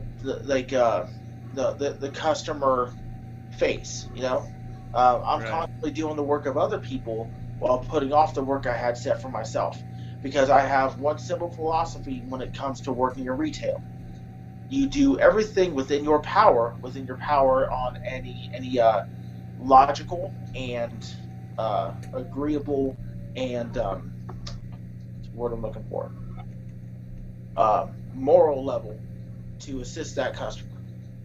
Because and I actually just got my review not too long ago, and we were talking about that. There are so many people in retail who would rather give someone something, get the money off them, and kick them out the door. I'm not that person. I have a simple philosophy. If I make more money off you than something that you want, great, fantastic. I would rather sell you something that doesn't cost as much, that will do exactly what you want to do, and not burn that extra cash off of you and have you pissed off and you'll never come back. If I sell you what you want, exactly what you want at the lower price, I may not make up any money off you now, but you'll come back to me later because I'm going to tell you the truth. Well, what was may I ask what your commissions were? No, we didn't make commissions. Oh, you didn't? That's the thing, is that there's so many people who's like, oh, we made sales. Well, did you talk to the customer? Did you figure out what that customer wanted? Are they going to come back? Are they going to be pissed off that you sold them something that cost $50 more than what they wanted to spend? Or in the case of like a television, a couple $100 more than what they wanted to spend? I'm a big purveyor in customer service, and being a spineless dick to a customer is not customer service. Yeah. I definitely agree. Yeah, I agree. All dicks should have spines. That totally makes sense. No invertebrate dicks. And that's initially pretty much what killed me, is that I spent so much time doing the work of others that I had no time to do my own. And that can I ask you another question? Yeah. Where do babies come from? A little bit more personal. You don't have to answer it if you don't want, but was it even that much of a pay cut that you took? About $1. Cut me by $1 now. So it's not even that big of a deal then, is it? Yeah, I mean, I'm making less, about, maybe around $70 to $100 less per paycheck, but I'm happier now. And that's good. Are you happy now?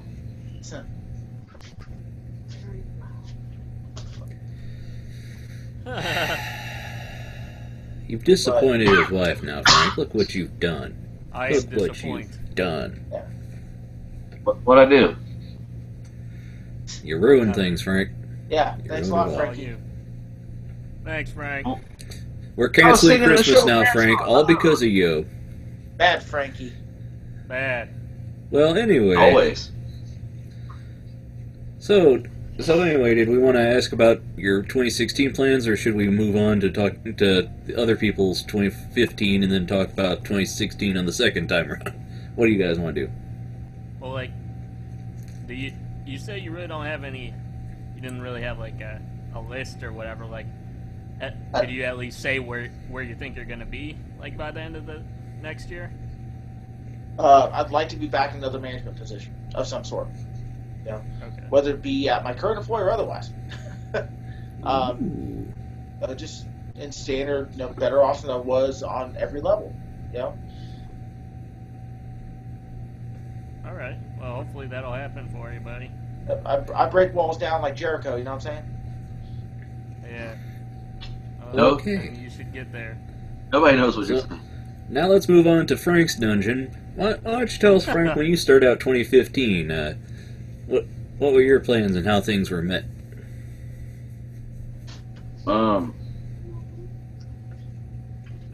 Everything's pretty much right on course with me. Everything's Got perfect. a bitching car from some wife.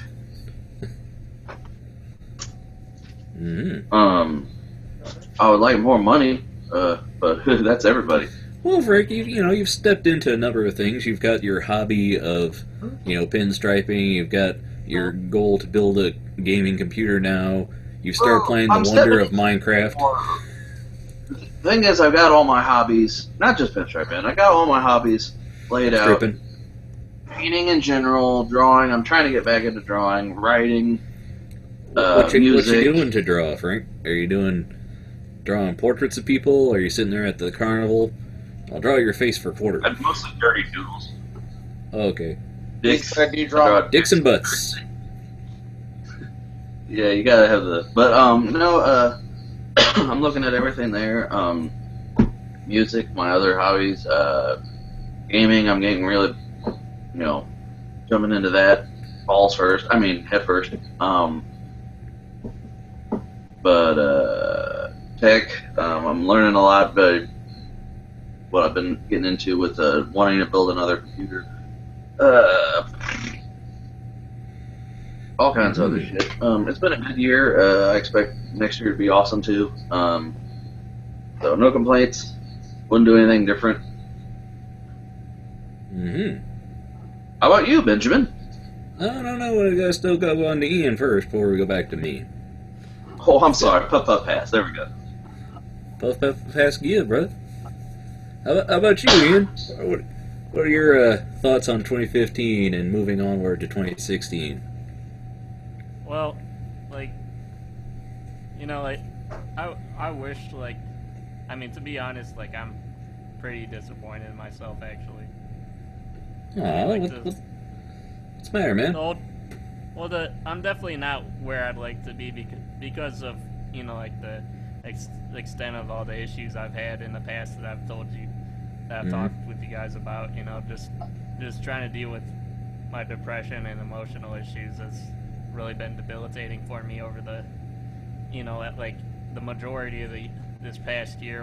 I was still able to work on stuff, but it was a lot slower for me, and it was hard to be motivated a lot of times, because, and the main thing I'm trying to focus on right now is trying to get a little bit of work done, but also at the same time, trying to have a social life, trying to be healthy, and I'm trying to make this stuff work with this girl that I'm seeing. It's just gonna be rough because she's gonna be going to school and working. So she's gonna work every day of the week, and then pretty much I think it's 3 or 4 days out of that week she goes to school after she goes to work, and then pretty much goes to bed, and then she's gonna be doing homework on the weekends. So Hey, that's gonna be it pretty happens, rough. boss, man. I don't even honestly. I don't know when I'm gonna get to see her. If I'm even gonna get to see her this year or while she's going to school for 6 months. So I don't know. Rough, it's gonna be a rough spot for me if I have to decide if I want to stick it out or if I want to, try to maybe move on to somebody else. It's hard. I feel like I do need somebody else in my life. I admire Doug and Frank for both being able to find somebody. hopefully someday I'll have that. Yeah. You know, and be successful at the same time too. You got to put in work, man. There's a point where it'll suck, but then it's awesome. Yeah, it's definitely a process. The one thing I can tell you is even like when I was dating my wife, she was doing the same thing. She was going to work and school at the same time. But I mean, you just kind of got to treasure that time that you get when you get it. You know? Yeah. Hey, my ex that I was with for 8 years, for a good chunk of that, she was still in California, and was a 3-hour time difference. We both worked full time, so I'd get off work at 9, 10 o'clock, come home at 11, you know, and get maybe a half-hour nap in before she would get off work to be able to talk to her till I fell the fuck back to sleep and had to get up and go to college, you know. Yeah. Mm-hmm. And that was all, you know, for what thing was 9 months out of a year. It was like that. And my wife now, when we were dating, we didn't date that long before I moved in. But that's because things were right for us. And, you know, you can't judge what the hell happens in your life by other people's experiences. You really just got to know. Yep. You know, take care of yourself and your own. You know, practice self-care. You know, don't if you're feeling lonely, you know, go hang out with some friends. You can always reach out to us, guy. You know, you can, you know, You do you, boo boo. you know, I'm just saying, man. You know, just saying it like, you know, like don't sit and go, well, I got to put up with this crap because that's my life now. It's like, you know, I mean, sometimes, man, you know, you want to stick out, and sometimes stuff doesn't work, but you learn from it, and you go, well, you know, now I'm gonna be, you know, watching out for, you know, I mean, that's a test of also how serious a relationship can get. If you can sit and go, well, you know, it's cool, we'll still try to hang out when we can, and then you enjoy that time, or you guys, you know, after a while you go, well, is this more important than just finding a new relationship, and you weigh those out. So, you know. Yeah. Well, like it's just been so bad for me this past year. Like a lot of days, it's been hard not to just lay in bed and just like stare at the ceiling. Oh, man. Like, And then you lay there and think it's been 3 or 4 weeks since I last killed a man. I'm thinking Major Pain. My mistake.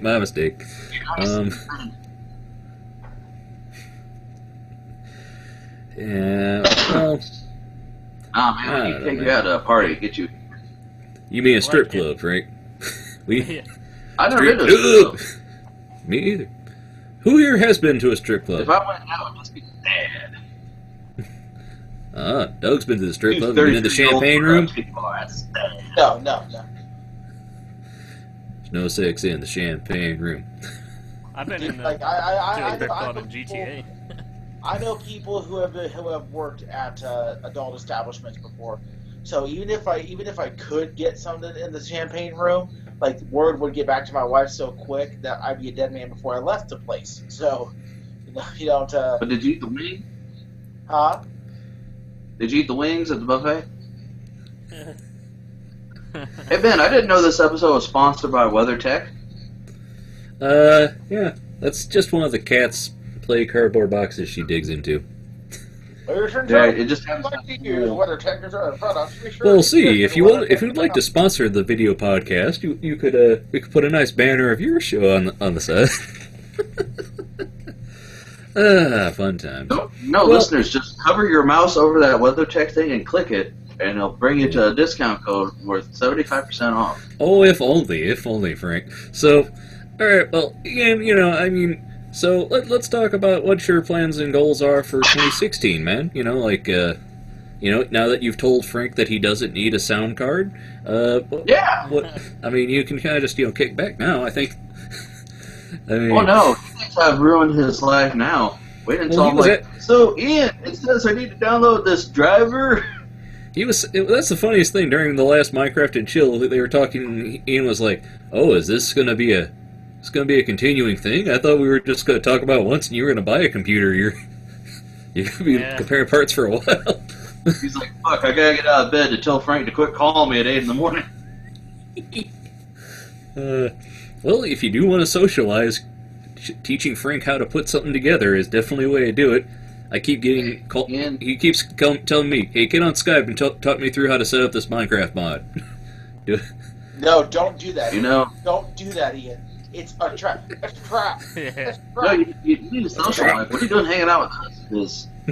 This dungeon is it. This is my That's best friend's Frank's man asleep right cave, now. and he's got his wall paintings of.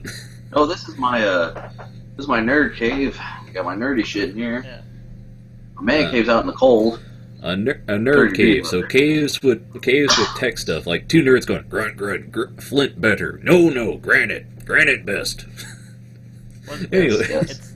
it's the problem is like I told you before, Ben. Like it's I'm kind of in a rough spot because like I really like this girl, and she but you know like I've gotten a couple messages like on my dating profile from a couple of cute girls, and it's like I'm in a rough spot because like I want to stay with her, but then like if I can't really do much with her, you know, like if we can't progress the relationship, it's kind of hard, you know.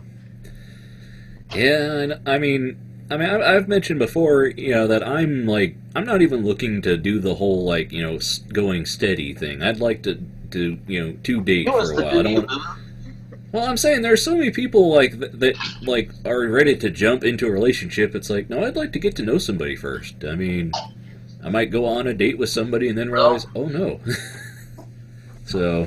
Hey, you know, I met my wife in March. Moved in April.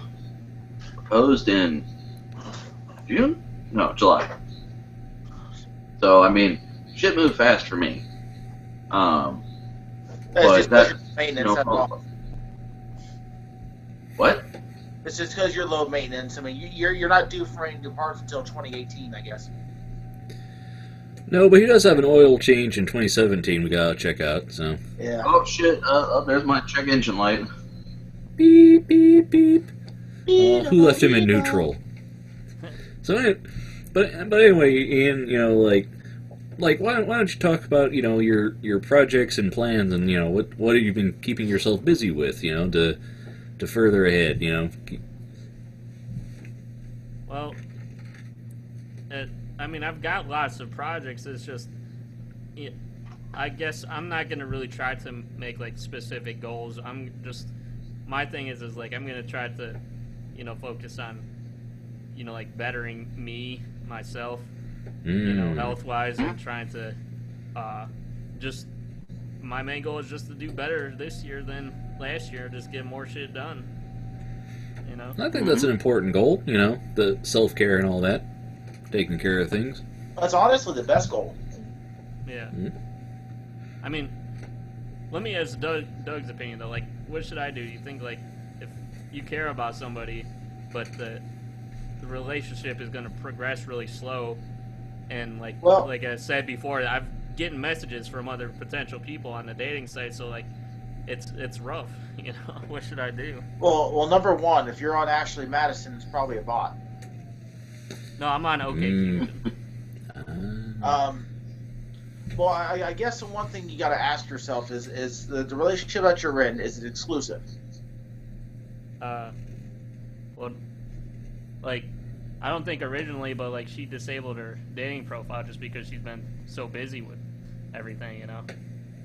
Well, So and like that's pretty much, it is just that, exclusive, pretty much right now, I guess. If it is exclusive, then yeah, you kind of have you're kind of beholden not check out any other chicks while you're with this girl. However, if it's something that she's also like, you know what, I'm too busy, you're too busy, can we just put it in hold, that kind of thing? Okay. Question: how often do you talk to this girl? Like pretty much every day, like on the phone and text and stuff, you know. For how long? yeah, how long has it been? You mean like how much on average I talk to her every day? Yeah, like say in a week, how much do you talk to her? Like, I talk to her sometimes. I talk to her multiple times a day, so it like varies more during the week, you know. Well, give me a good median. Yeah, what's the average? X The equals average is probably like, like 7 or 8, somewhere around there, total during the week, I guess. On the phone, usually for like. Right. Now, you don't have to see her in person. I'm just saying with your amount of communication. Yeah. But yeah, it's constant, active every day. Usually, if it's text, like if it's not on phone, it's some kind of text.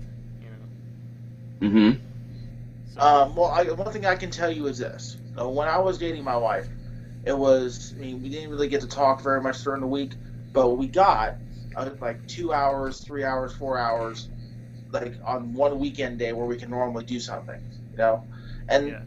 For us, it was acceptable at that time because we were only dating. It wasn't this kind of heavy situation where I need to be able to see you every day, and that's different for each couple. I mean, if it's something that even though you'd like to have more time with them, but you can't because of work and school schedules, it's something you're going to have to deal with, especially if she's still in school.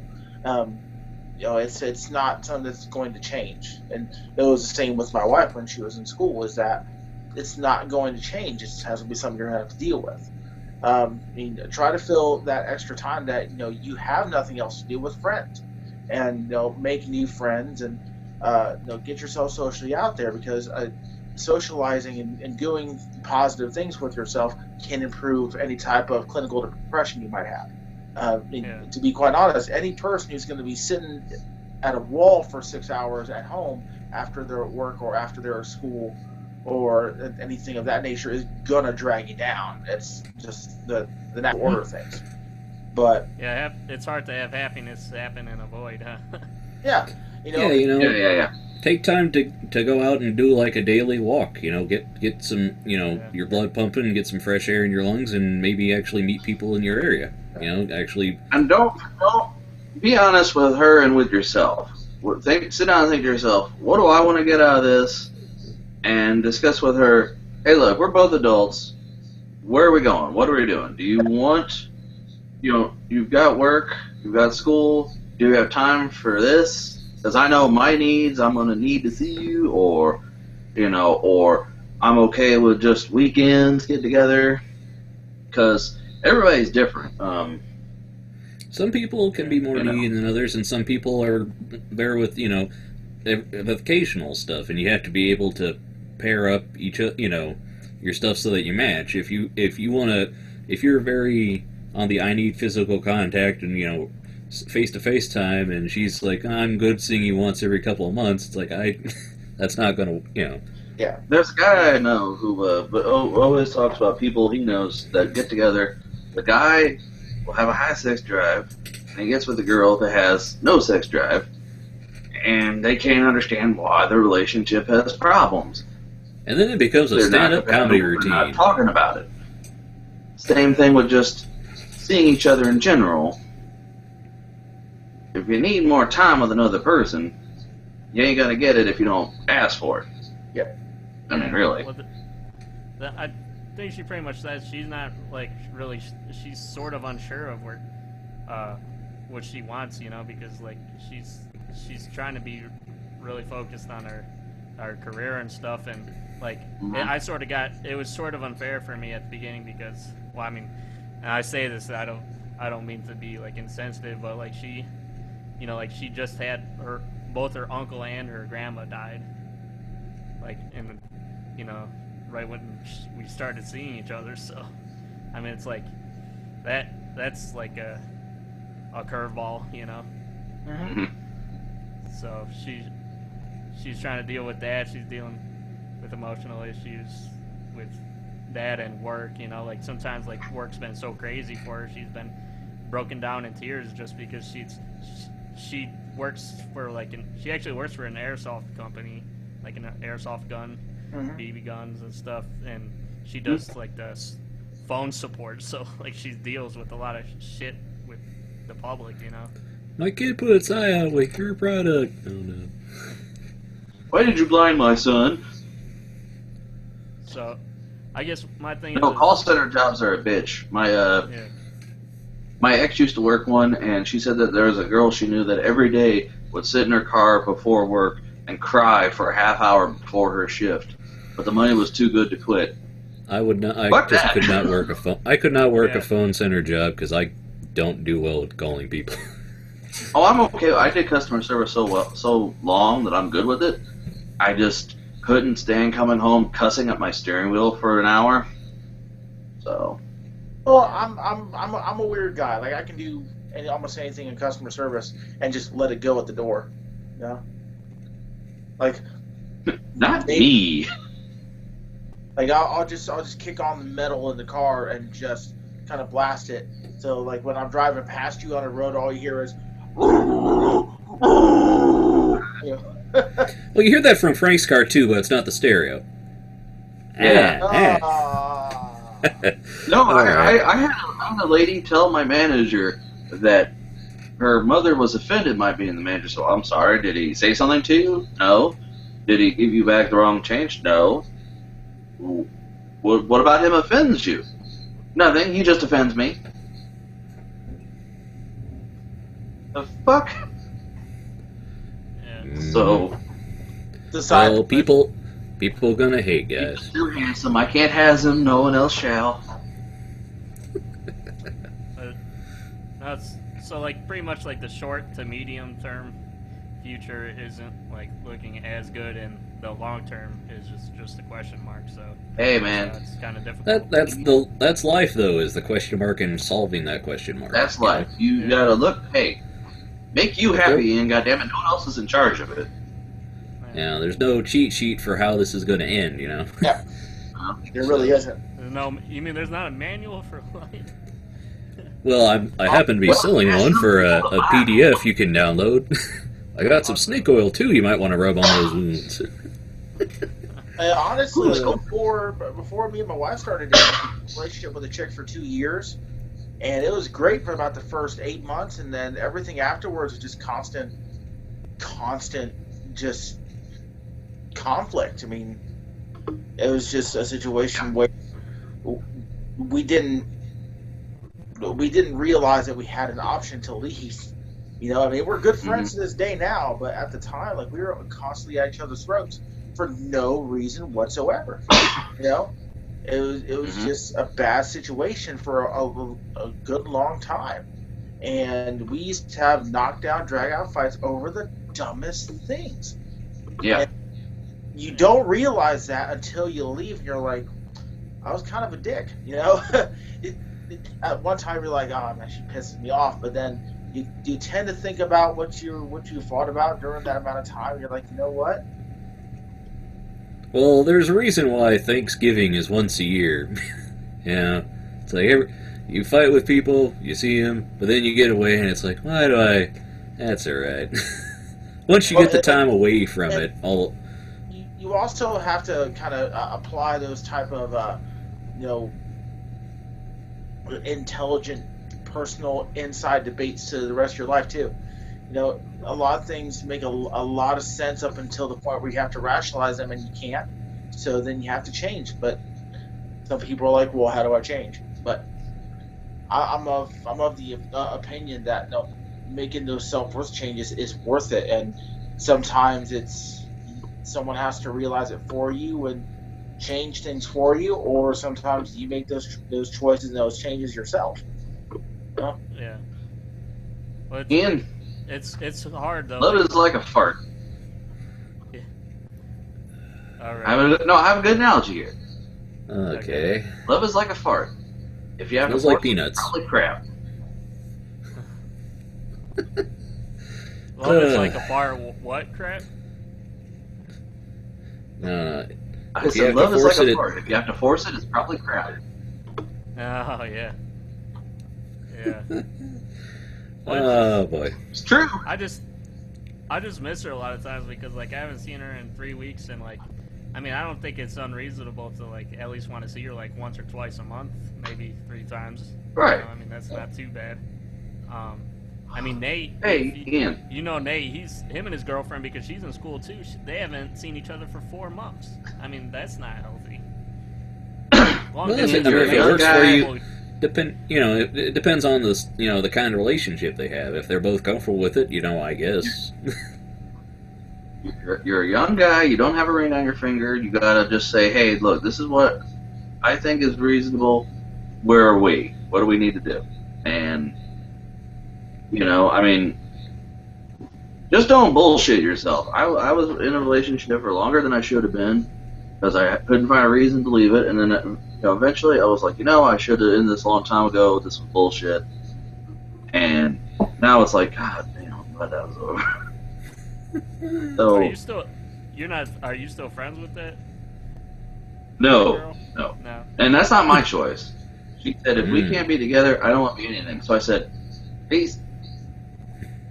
And then that bridge got burned on fire and nuked to the ground. Yeah, she said, fuck that. And, I mean, it ended up being, I had another person that I was interested in, and I let that go too far because I was an asshole, and it's a shitty thing to do, but, I should have ended it way before I did. That's what it was. And you gotta be honest with yourself, and, his left do what's hand best for you, man. I mean, what did you say? Like your left hand hasn't spoken to you since. Mm-hmm.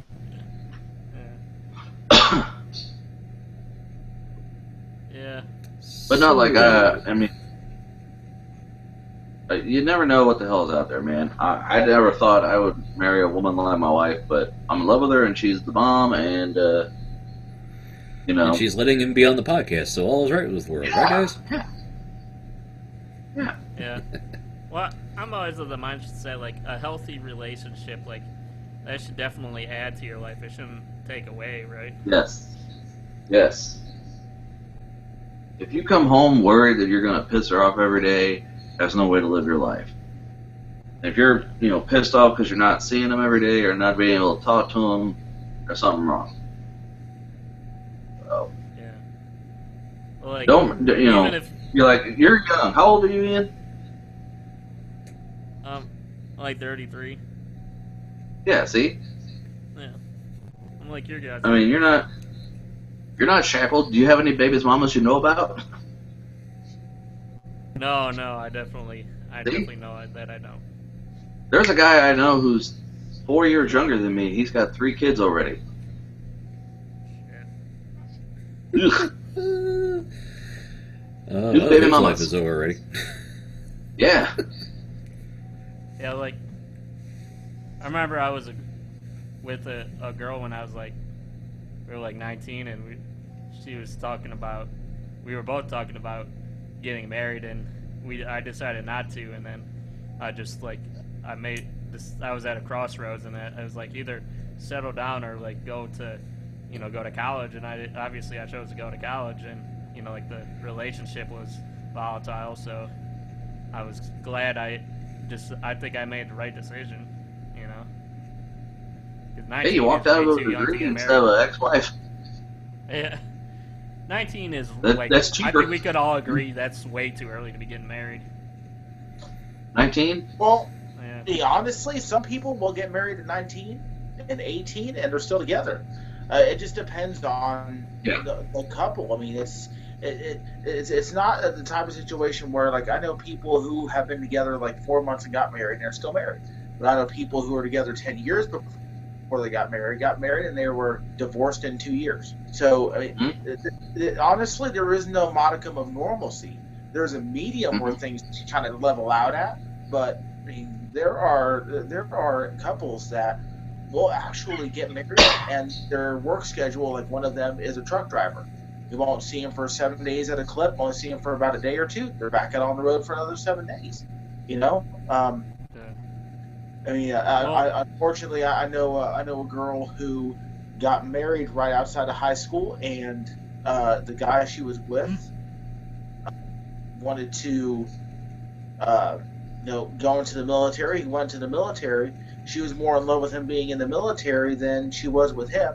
He came back from service, and she completely lost her shit. So the modicum of normalcy in a relationship is grossly exaggerated. It's all about personal comfort and couple comfort.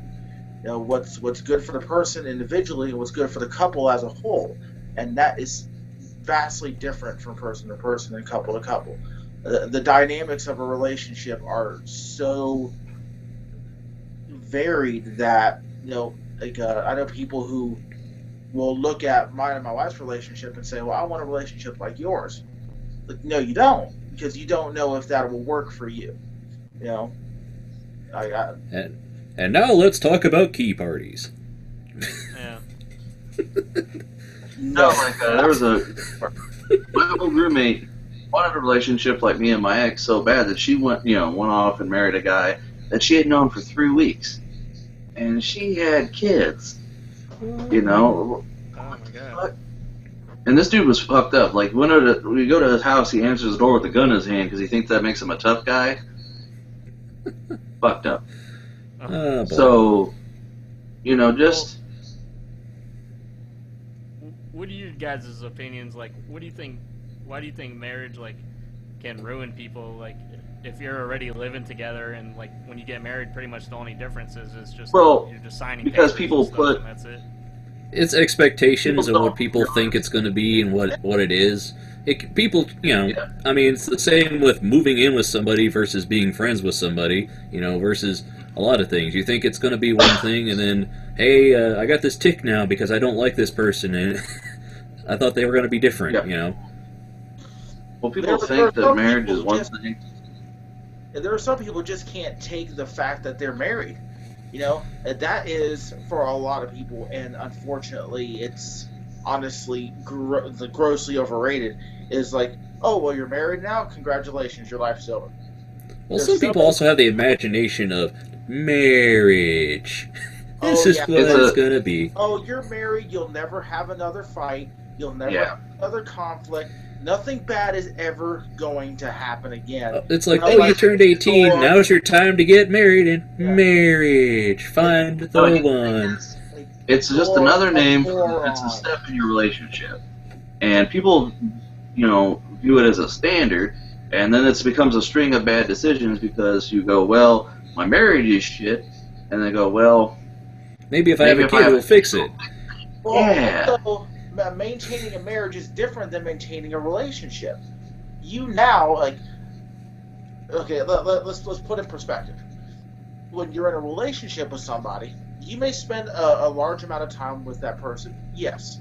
You may go out to eat. You may go out to movies. You may hang out at each other's houses. Yes.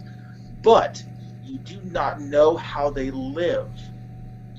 You do not know how they live until you truly 100% live with somebody. Okay? Yeah. You don't know. That's you why don't know- people. You don't know what they are when they wake up. You don't know what they do before they go to bed in most cases. You're not dating them. You're dating the representative. See, I'm really Rick Moranis. You wouldn't know that, but That's honestly true. Yeah, you're dating the persona, and now when Yeah. you, My wife tells me married from our first date, I never had any food on my face. Every date ever since then, I've had shit all over my face. I don't know how I managed it.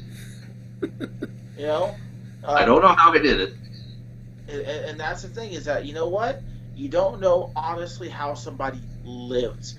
You don't know their habits, their innermost workings of how they would live their life until you move in, and that's not even marriage in a lot of cases. that could be two dudes in college. Yeah. And then I think my friend has told me the important thing is not to live 100% just for them. Yeah, you both have to be your own person, man. You have 'cause to. if they leave, and that You will have that kill stuff you. like when you're in high school and you have your first girlfriend and your identity gets swamped in the being us, and then they're like, yeah, I don't want to be in a relationship anymore. That can mess you up for a little while. What are you gonna do now? You just That was don't your thing. know. You were Ian and Chick. Now it's just Ian, no Chick. I mean, now, no, so, like, the way my marriage is now, we do a lot of things together. But we both take time to do stuff we want to do. I try to include my wife in a lot of things that I do, but I also understand that, honestly, she may not want to do something and honestly really hate it.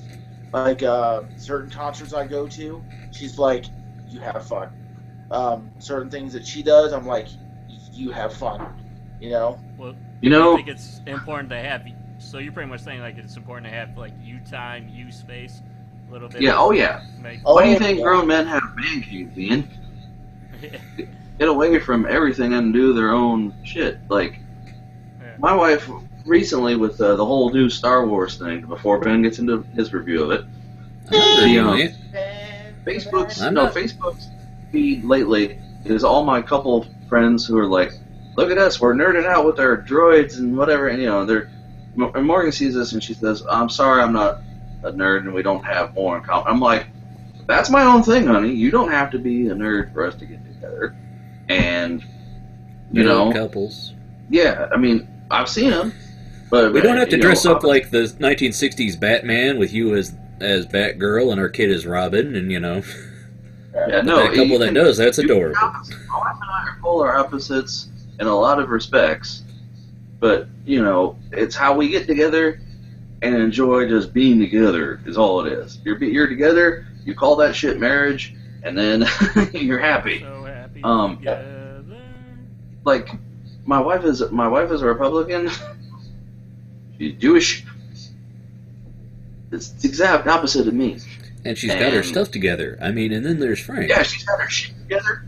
I moved in, I was eyeballs deep in it, and she wasn't. And I had one cat, three dogs. She had 3 dogs. You had one cat, and somehow you made it work. I guess. So far, the poison hasn't taken effect yet. So, Well, sometimes but- I subtract, you know. I mean, it's all about what works for y'all. But don't get too wrapped up in whoever you're with. You both gotta have your own time. There's shit she's gonna want to do, shit you're gonna want to do, and you gotta have that, or else you're crazy. Yeah. I've got to. If that's who you are, a lot of people don't have hobbies. Some people don't have hobbies. Some people binge watch Netflix. I have so many little arms in the fire. I got so many plates spinning. I don't even have time to tell you guys what's up. Yeah. Well, the thing is like I decided that like I realized that I really should have some kind of relationship, or at least be with somebody, because like I've spent so many years, like it's been at least like 5 years since I've actually been with somebody. So like, and Ben, he's even he's talked to girls and stuff like before, And if Ben can talk to women, I need to This step up asshole my game. knows girls. Yeah. I'm embarrassed. What's my problem? I gotta get my shit together. well, like he's If you can't be a good super example, focused be a horrible warning is my motto.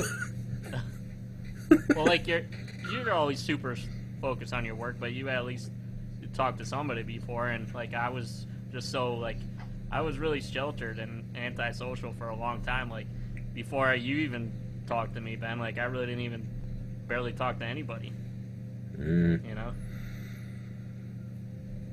So like, Well, I mean, I consider that a good thing then, that you managed to, we come out on this podcast and we all chat and talk up, and then we play Minecraft together, except for Doug. And, well, I think it's good for Well, me because it makes me get out of my funk, at least for the show, so I can't just lay in bed. Yeah. Oh man, I could be laid in bed and doing this show. Do you Yeah. have No, an opinion no, you about couldn't. Legos? I could be not wearing a shirt and doing this show. Put your shirt back on. There's one rule. Yeah, why There do are you no think I rules. don't have a webcam? He's sitting there naked, just going, "This is the life, guys. You don't know what you're missing." It's so liberating. Well, man, I'm gonna get a better webcam because when I get a new computer, this is a built-in webcam, and I don't think you guys want to see me do the show like this. Oh, that works so much better. I think this is the answer here, isn't it? The quarter position. Hey, how's it going? I'm on the dime. Do do do do do do do do do do do do do. That's- I mean, No, I don't know. I must think about it. seriously, Welcome though, I do want to Alvin to thank Hitchcock Presents. Yeah. No, thank you guys. I appreciate you guys both taking the time to talk with me about this shit. You know, like we spent a lot of it on me, so like, we should probably get to Ben here. But I just want to say, no way. They talk about YouTube when they talk about your feelings. Yeah, fuck Ben. You know, fuck Ben. I think that's the theme of the show, isn't it? I mean, I know he brings us all together. We all know each other because of this asshat, but hey, screw him, right? Some guy in a Hawaiian shirt nobody cares about. Hey, did you see my comment about a post? Oh, you talking about you talking about the senior video that someone posted on Facebook? Yeah, I tried to tag Ian in the comment, but it wouldn't come up. Oh. Yeah. Ben yeah. In the senior video for our high school graduating class, they shared the video on Facebook, and the thumbnail picture is Ben. And he's wearing a fucking Hawaiian shirt. I'm OG man, I'm rocking it. Show this to Ian. Let him know how long you've been wearing those fucking things. He's been Well, he wearing knows, the I same mean- shirt for 37 years since birth. He knows wearing a Hawaiian shirt. He knows I've been wearing Hawaiian shirts for a long time. I've got video from when we were in college that I filmed the project, and I'm wearing Hawaiian shirts in that. Dude, you should Aloha. No. I was making fun of him for that one Hawaiian shirt that was all flowers. It looked like a moo-moo. No, check this shit out. Yeah, that's what you were something calling really him. weird? Okay. You know something really weird? I graduated the class of 2000, and I got added to the 01 group for reasons unknown. I'm like, Well, because you know so many 01ers, you know. Because your boo was 01, wasn't she? yeah. Don't ever call her my boo again. How about your sweet baboo? Maybe they thought you got held back. Like, I'll take Sweet Babu, but my Well, a boo, lot of people no. that joined, a lot of people in the 01 class are people that had to drop out or held back for a year. What, Frank? Whatever happened to that dude who was supposed to be class of like 95? What? Oh, Who looked like prods. he probably disappeared. I mean, There was a dude. They had the senior year picture, or the senior class picture up on the wall, and they had several years of them on the wall, and one of them was like class of 95. My friend Raphael walked right up and pointed at a guy out. He said, "This motherfucker's still here." And then I realized he was. He was technically a senior, but his grades wise, he was like a sophomore. He'd come in once every 6 months, go to like 2 classes and book. I know, dude, once you reach senior year, there's a lot of people that when they turn 18, they're like, well, I can just quit coming here. I'm out, peace. So, Yeah. that or they become baby daddies, baby mamas, and you see a post on Facebook. I know a guy. Oh, I remember that.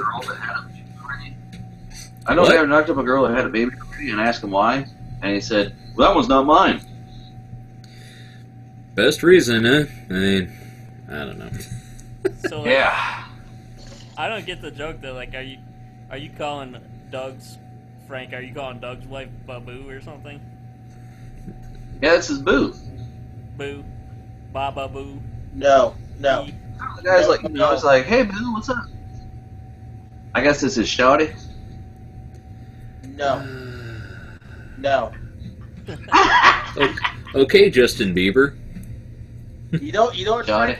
You know, I've been waiting a long time to Shawty. say this, and now is as good a time as any. Uh-oh. Franklin Jennifer Thompson, What? you're fired. The fuck is he See, I talking about? thought he was Franklin Elizabeth. That was his middle name. Few people know that.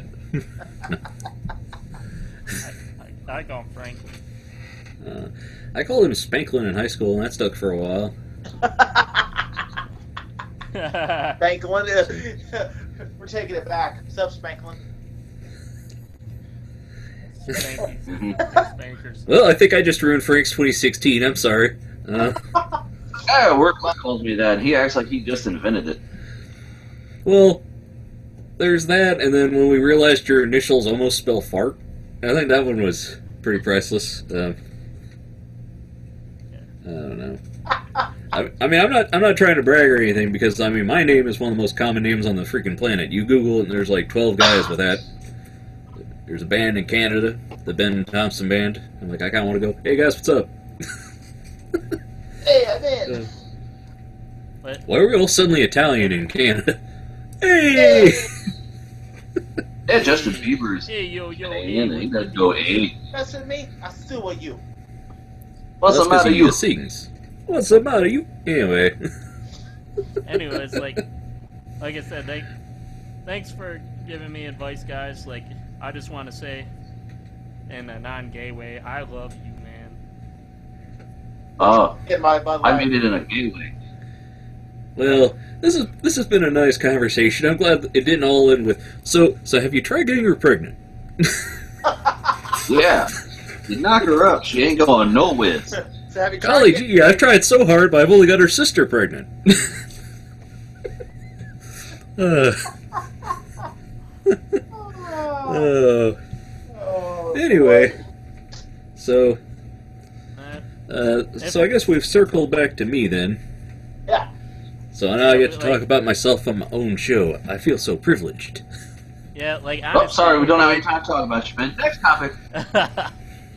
Oh no. So, In Me next and Matt reality, Damon you're are just probably- pushed to the...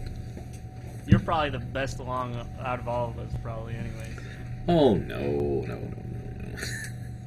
I mean, I've had stuff I've been trying to work on. I had stuff that I did manage to achieve in 2015, things that I didn't. You know, stuff that I have achieved I think is kind of just starting out and moving along. You know, I mean, I've kept the site going. I've increased my amount of content. You know, this podcast, we're in season 4 now. We'll be starting season 5 not too long. You know, I think I've upped my amount of content. I'm posting on the site every weekday with my what did I do today? A lot of it's, this is where I messed up, or but That's- content sucked. yes. Anyway, Especially when that Doug guy's on the fucking show. yeah. But I mean, really, I think the best part about this year has been that I finally, talked to my doctor about my anxiety. I'm finally got on something for that and for the gout, so that I don't, get. Yeah, you gotta get on the gout meds. Yeah, that. I mean, Ben wants I to don't be know. without the gout. yeah, without the gout, that'd be good. But Sucks. but the anxiety and stuff like that, I think I'm making steps on improving my situation with that. It helps. I've realized different things about myself and how I deal with things. I mean, I still have plans on seeing a therapist. To get some, because if you just listen to yourself too much, it can be kind of a problem. But I think it'd be good to talk to a professional and see what they say about, like, is it really, are you just overreacting to things, or is this an actual problem? I mean, that's a big problem with anxiety. For the longest time, everyone just tells you, nah, you're just full of crap. It's just everyone has problems, kid. And it's like when I started the anxiety meds, the first day I took them, like, I woke up that next day and went, oh, hey, I don't have the constant string of inner screaming that I usually have. It's like I don't, I'm not having so much of that right now. It's like, I guess I do have some sort of problem I kind of need to deal with. And, I've worked on the different issues I've had with it, when I got on the anxiety meds and I started trying to do more work, and I realized I was tired and exhausted all the time. And I spent like November really trying to figure out what was up with that, and I realized my sleep schedule was messed up. I was like, I need to go to bed more regularly. I need to go to bed earlier. I need to get a really decent amount of sleep, and Yeah, that fixed a lot of it. That actually, my wife actually saved me a lot with that. I'm granted the weekend now I'm not doing it, but usually I'm on a pretty strict schedule. 9 o'clock's bedtime. Get up at 5 and go to work, because before I was just going to bed whenever, and I'd wake up in the middle of the night thinking ninjas were coming out of my closet to get me. So Yeah, it's kind of the same way, Yeah, But, I mean, my problem I would have if I would go to bed early, I'm like, I'll go to bed early. And then I'd wake up in the middle of the night, unable to fall back asleep. And then, by the time the sun does come up is when you're ready to fall back asleep again. And so, Yeah, I've been figuring out my sleep schedule. It's like now I try to get in bed at 8, and I try to get up at 5 every day, and I try to, if I'm held up, for a while, I either let myself sleep in if I can, or I set my alarm the same amount, which is really about 8 or 9 hours, So, been working on I'm getting better at managing my projects and my time, and the different hats I have to wear, the managerial hat, the actual work hat, and the allow yourself to take a break hat. You know what I mean? Because it's like, when most people work like a day job, you can go in for those hours and then leave it all out the door. But when you're trying to do your own thing, you work on a thing for a little while, and then you get tired of it, and then you leave the studio and you go, I should be drawing. I'm crap. I'm a horrible human being because I'm not working on things actively right now. It's like, no, I should be allowed to work and then take time to cultivate that energy, and it's a balance. It's a process I'm constantly working on. So that's what my 2015's been. I think the best thing has been, getting on meds and getting it more. Before that, I did a thing where I said, look, I'd had some bad relationship problems, and I realized I want to just take some time to be cool with me, and to just be alright with, that's pretty, to just, be like, no matter what stuff is stressing me out, it's like, I know I am alright. I know where I'd like to be, I'd like to do things, but it's like, I need to be okay with myself, I need to not, be wigging out.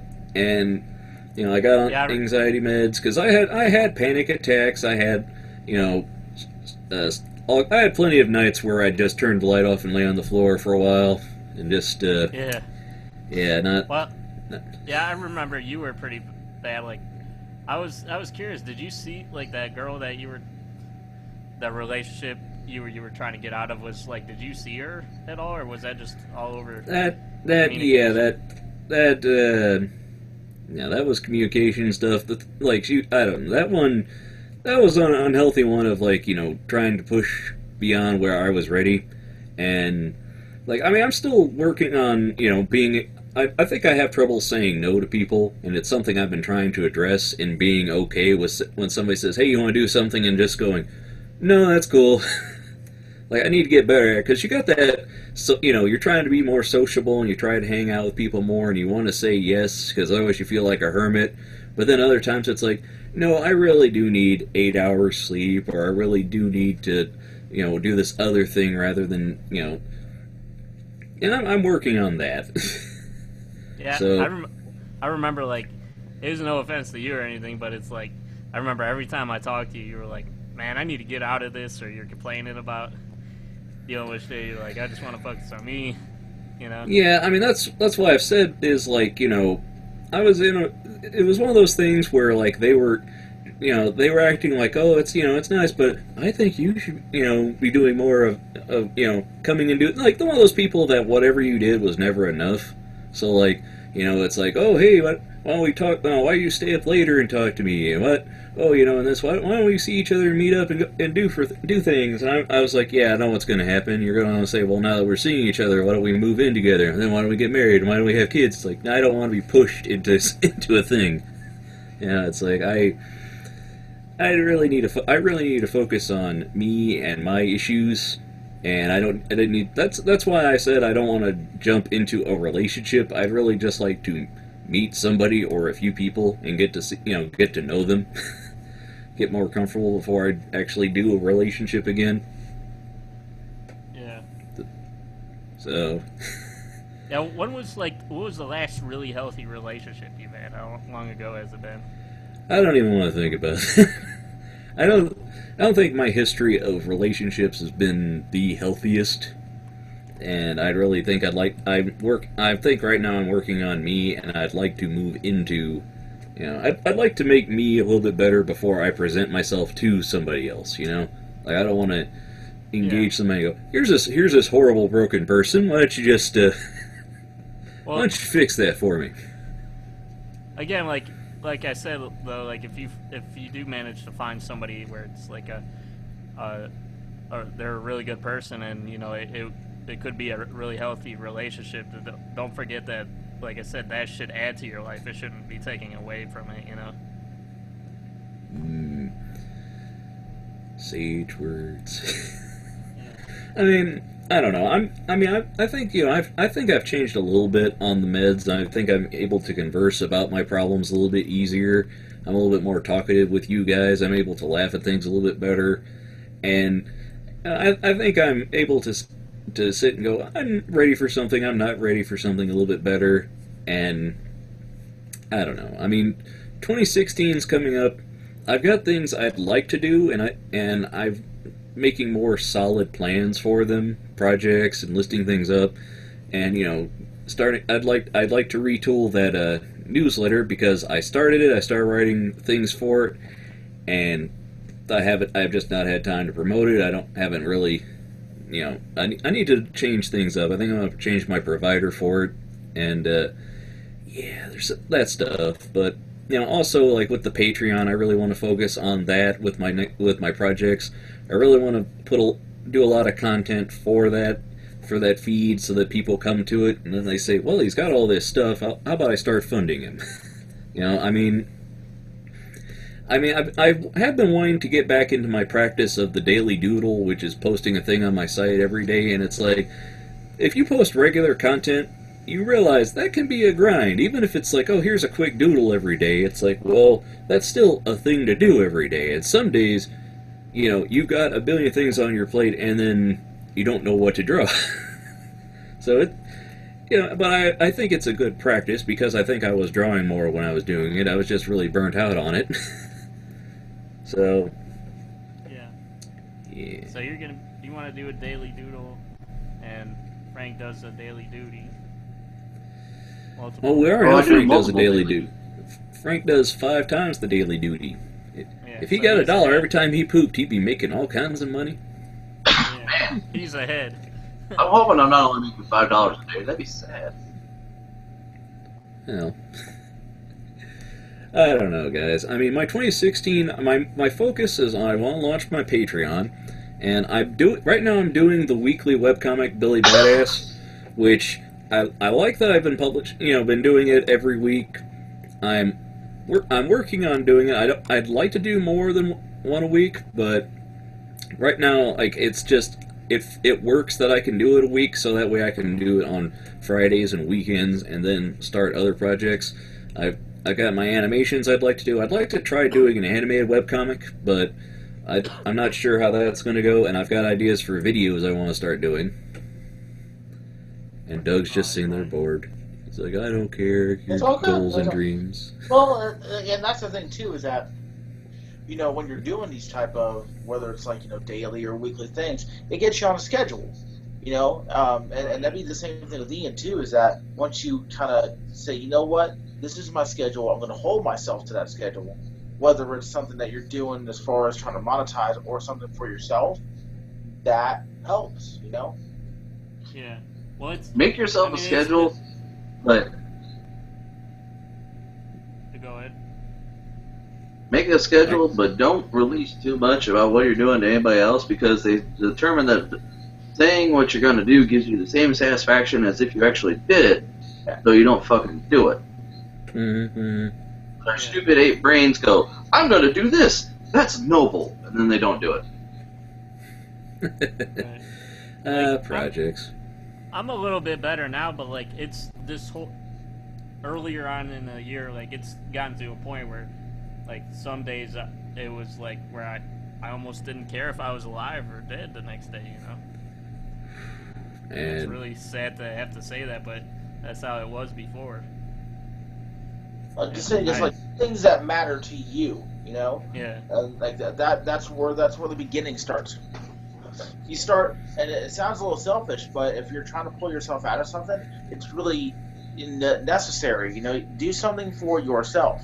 Whether that's, I mean, it's not selfish to want to do things, you know, to want to be alive, because, like, you can't live your life doing other people's stuff. Like, you know, you have to care about what you're doing, and yeah, it's like that's another thing one of my goals that I figured out in 2015 is I've been doing webcomics for a long time, and I love webcomics. They're great and freeing, and it's great, but I'm an animator, you know, and it's like I thought, oh, I'll do comics because that I can do that faster than animating, right? Ha ha ha ha ha ha ha.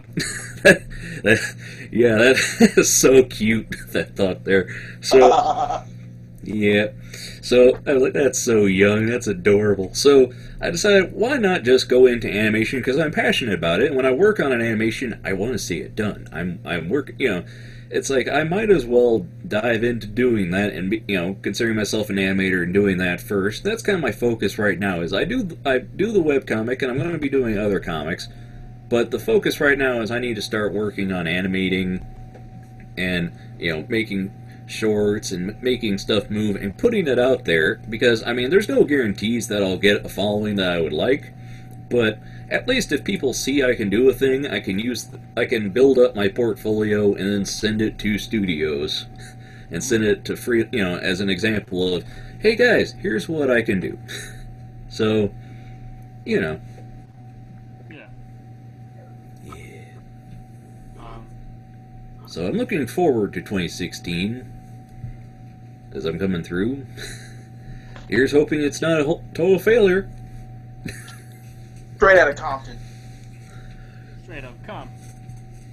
By the way, the news with Doug, NWA is in the Rock and Roll Hall of Fame now. Cool. Nice. Everyone's like, they're not rock and roll. Isn't Hank Williams in the Here's Rock and the- Roll Hall of Fame? I believe so. So, but Rock, it's your decision. Straight out of Compton. Word. Okay. Yeah. I don't know. I mean, let me just ask your guys' opinion about, you know, since you guys have known me for a long time. I mean, you know, Frank, you've known me my whole Who are life, you? obviously. Where are we on the interwebs?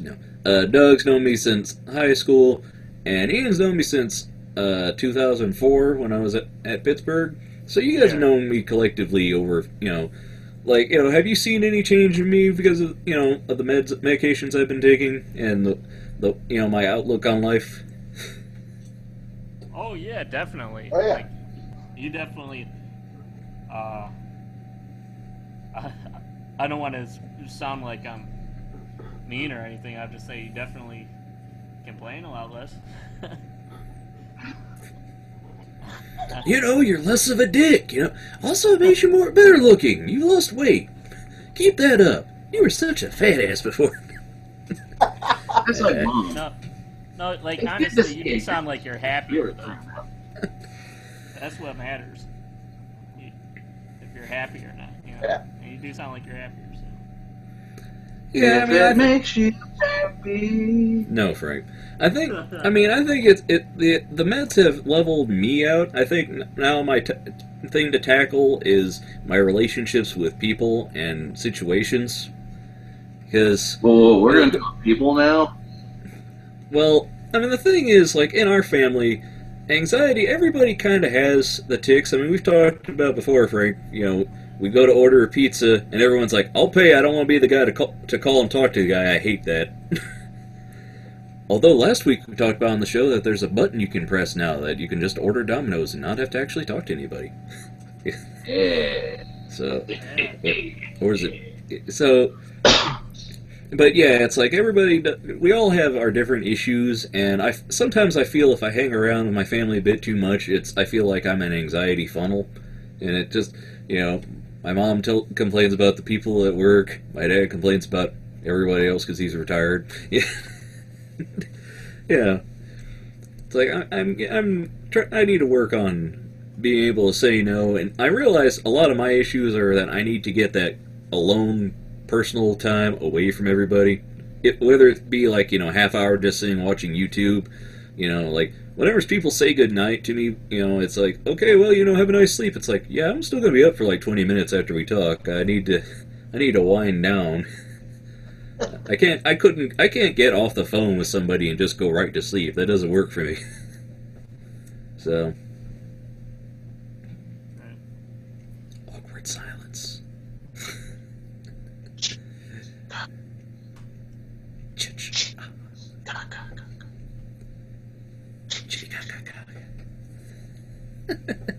Chitty chitty bang bang bang. Well, with that, do you guys maybe want to do some trivia? I have a couple topics or choices. We can Trivia. Sure. I've actually got to drop out. Okay, that's cool. But All twice- right, well, Thanks it's not a for title thanks for match. sticking this long, man. It's been the longest in a while. I mean, Oh yeah. They're fucking Legos. Oh, fucking Legos. needs that on a t-shirt. great. Fucking Lincoln Logs. Alrighty, guys. It was nice to be here, as always. It was nice seeing you, Doug. Thanks for popping in. Yeah, maybe you could do this more often. Nice to see all you guys as well, except for Ian. Oh, wait. I can't see Ian. Oh, keep it up, you guys. You two Hey, are is that- adorable. Is that really such a bad thing, though? Nah, Hey, here's Doug and Ian. Ew. so someday you'll meet me and you'll know the truth that I do have hair. Alrighty, guys. I'll see you guys next time. Have a good one, man. Thanks for stopping Yeah, by. peace out. Yep. Word. Word to your moms, you came to drop bombs. Yeah, Alright, he's so now- gone. Let's talk about now it. That you know that Doug, he's Ah. That motherfucker.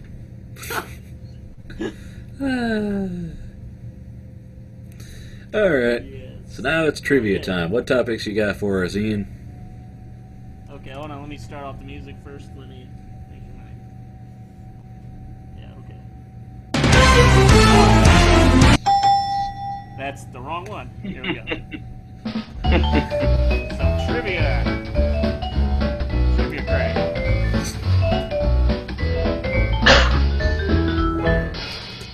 Yeah, trivia Ian.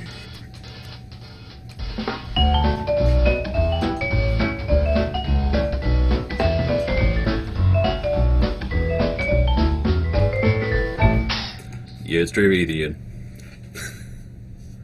Okay. Alright. So I picked out a couple topics. I thought we could. Well, first I was trying to look for a New Year's like Eve resolution and stuff. The best thing I could came up with was the best years of our lives trivia. For the series or the movie or movie? I think it was a movie. Yeah. Oh, well, no. Okay, so we could exit out of that one. The next one was maybe we could do some Christmas movies. Alright. The other one, maybe we could talk about some like advertising facts or something because we were talking about it a lot on the show. So like, it's up to you guys. Alright, let's do. What do you want to do, Frank?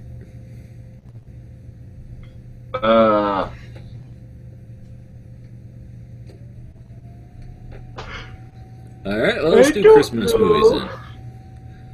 Sure. Oh, okay. Make it all about Christmas. Christmas time is here! Christmas time is here! Andrew, WK. No, that'd be party Christmas party Christmas Christmas party Christmas party Christmas party. Okay, how about this one's tough? How about Christmas in American movies? Alright, bring it on. That's good. I've seen a lot of American movies. Yeah. Christmas time is here. Alright. Dun, dun, dun, dun. Which of the following actors won an Academy Award for playing Santa Claus? Sebastian Cabot, Edmund Gwynn, Leslie Nielsen, or Art Carney? Ian?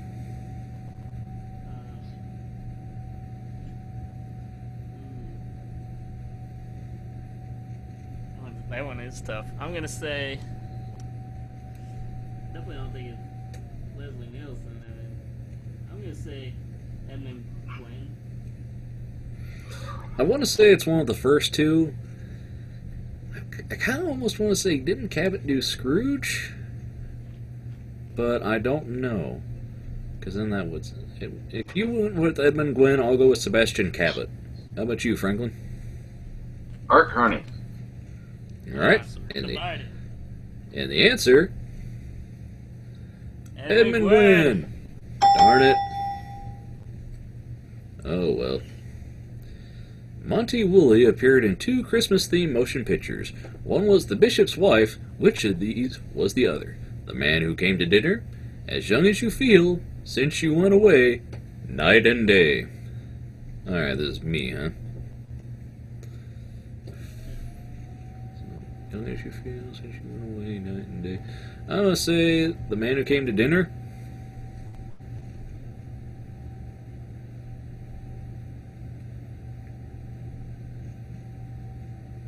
Okay, I'm gonna say.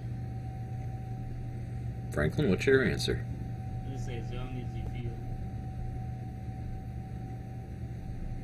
Night and day. Night and day, day and night, the man who came to dinner. If I ain't got that one.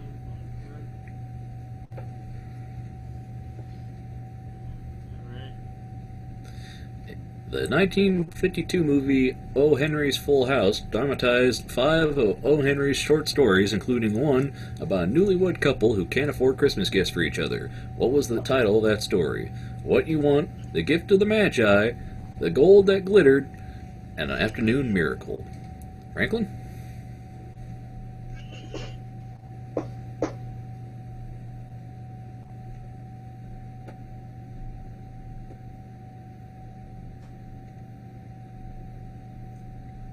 Franklin? The Gold That Glitters. I'm gonna say Ian? The Afternoon Miracle.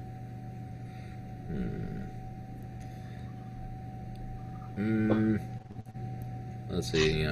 I was torn What between you that want, or man? the gift. I was going to go with that or the gift of the Magi. I'm going to go with An Afternoon Miracle. That sounds like more likely. Usually miracles are in Christmas movie titles. Miracle on Oh, It's So Wonderful. Okay. Oh, the gift of the Magi. So that was my buddy. So close, and yet so far. In the 1934 movie Babes in Toyland, what famous comedy team had roles as bumbling helpers in Santa's workshop? Laurel and Hardy, the Marx Brothers, Abbott and Costello, or the Three Stooges? Ian? Okay.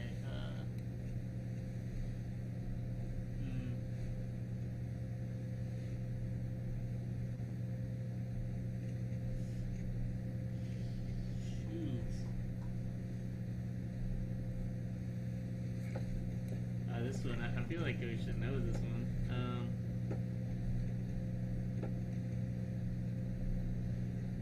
I'm probably gonna get this totally wrong, but it's Abbott and Costello.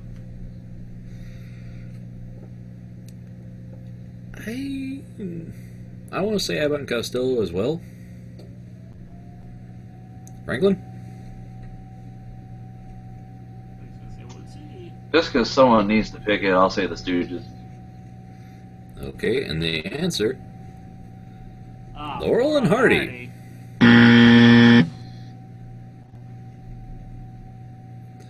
June Lockhart is arguably best remembered for her TV roles as Ruth Martin in Lassie and Maureen Robinson in Lost in Space. However, she had a part in the 1938 movie A Christmas Carol, which also featured 2 other members of her family. Who did she play in this film?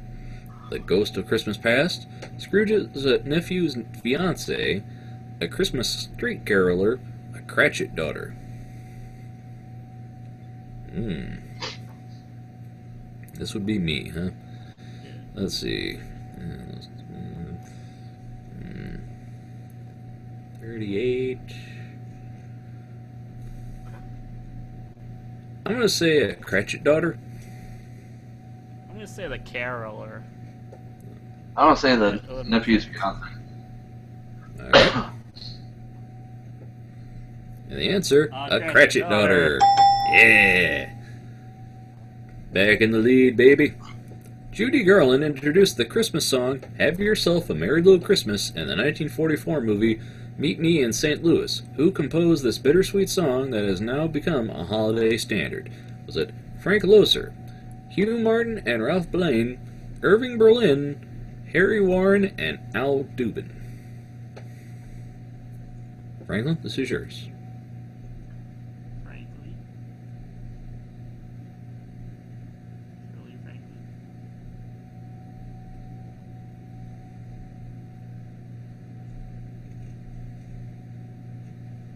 I'll go with Frank.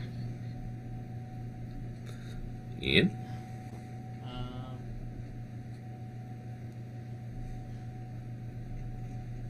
I'm going to go with Irving Berlin. I'll go with Irving Berlin as well. And Hugh Martin and Ralph Blaine. Well, joke's on us. Not know our Christmas movies. No, we do not. What well-known actress played a household hint columnist who in reality doesn't know anything about housekeeping and is thrown into a romantic conflict when she opens her home to a returning soldier in the 1945 screwball comedy Christmas in Connecticut? Is it Irene Dunn, Barbara Stanwyck, Claudette Colbert, Loretta Young? Housekeeping? This is Ian. I thought I already went, but I'll Okay. go, I guess. Well, wait. Who went last time? Frank, wasn't you, was it? I said Frank, so yeah, it was me. Okay, so Okay, so, well yeah. then it is Ian. Alright, it's a shot in the dark anyway, so I don't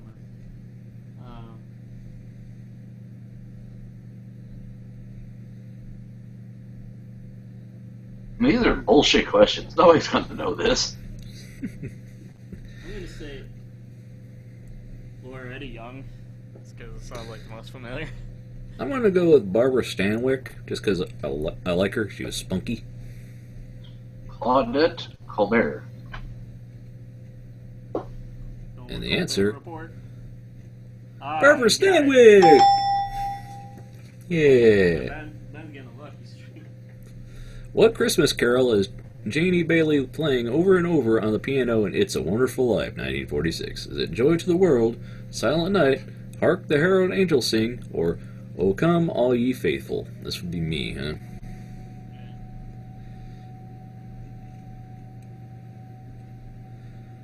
I'm gonna say...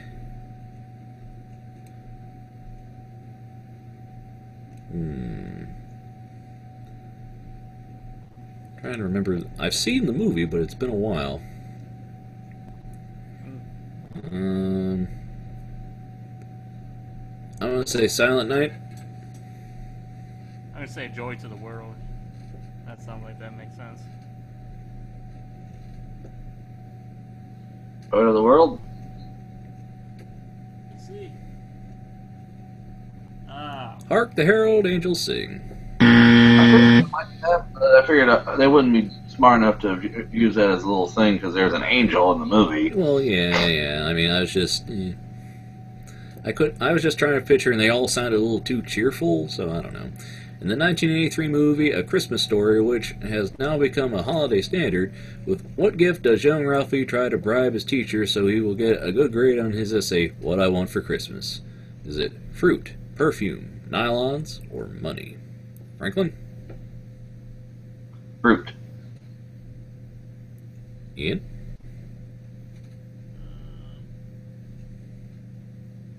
Well, did you guys see this movie?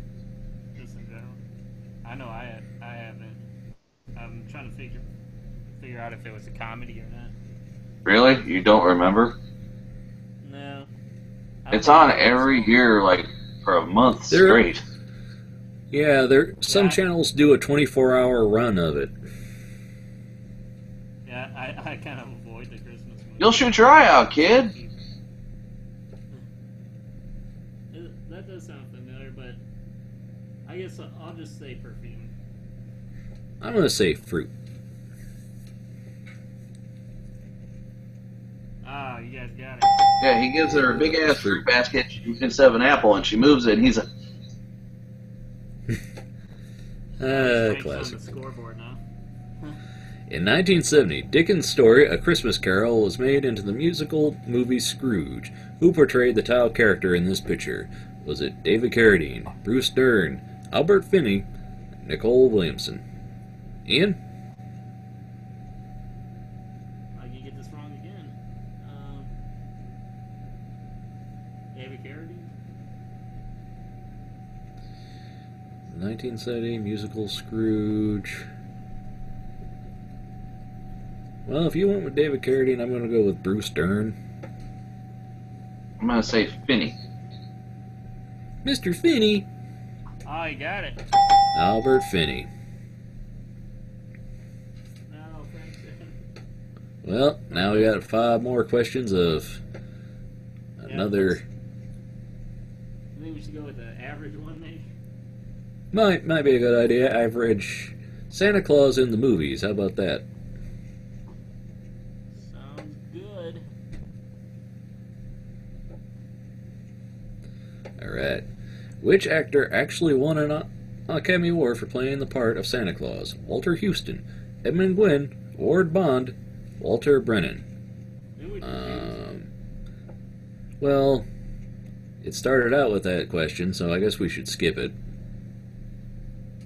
Okay, I think it was... Yeah, it was Gwen. Alright. Who played a drunken fake Santa hiding a piece of meat under his dirty beard in the classic 1983 comedy Trading Places? Was it Dan Aykroyd, Chevy Chase, Bill Murray, or John Belushi? This would be me. Yeah. Trading Places.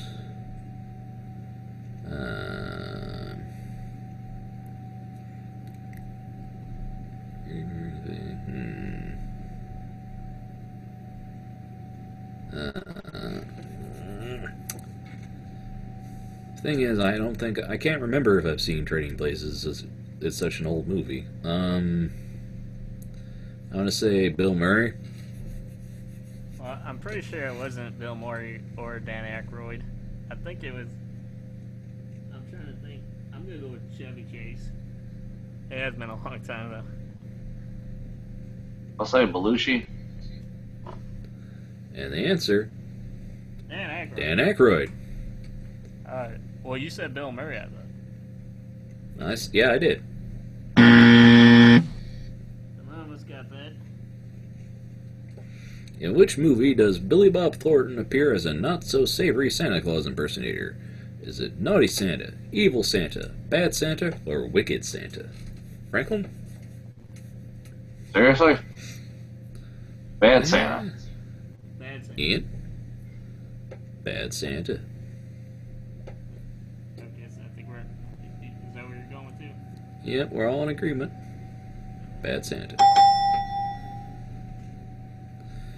Ed Asner appears in which Will Ferrell Christmas comedy vehicle as the ever-jolly Santa Claus?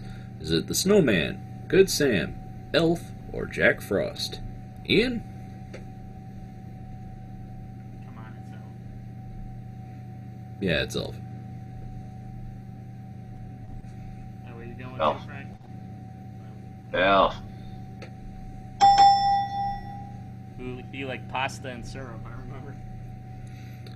Which Academy Award winner takes his turn voicing Santa Claus in the 2004 anime film The Polar Express by director Robert Zemeckis? Kevin Spacey, Robert De Niro, Ben Kingsley, or Tom Hanks? This would be me, yeah?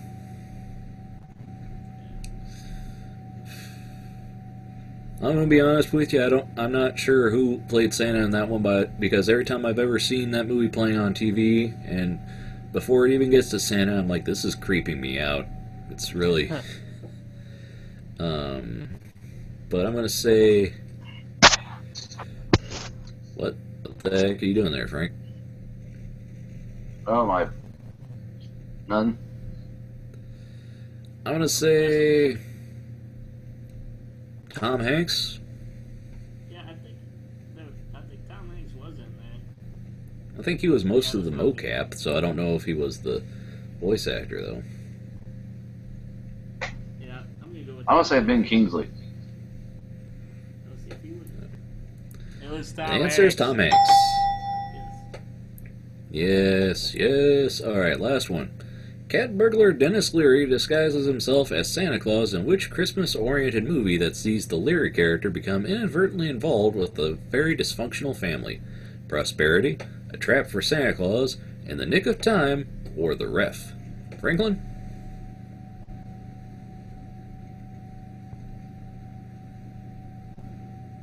The ref?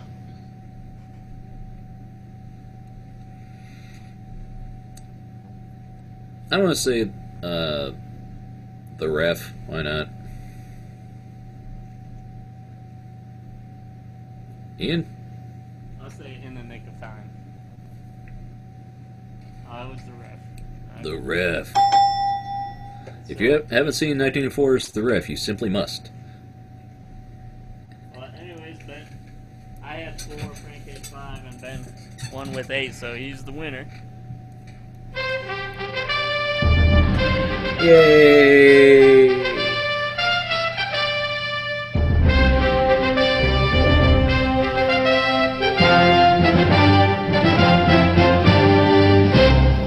I am the greatest. I am the best. I am so smart. SMRT. So anyway.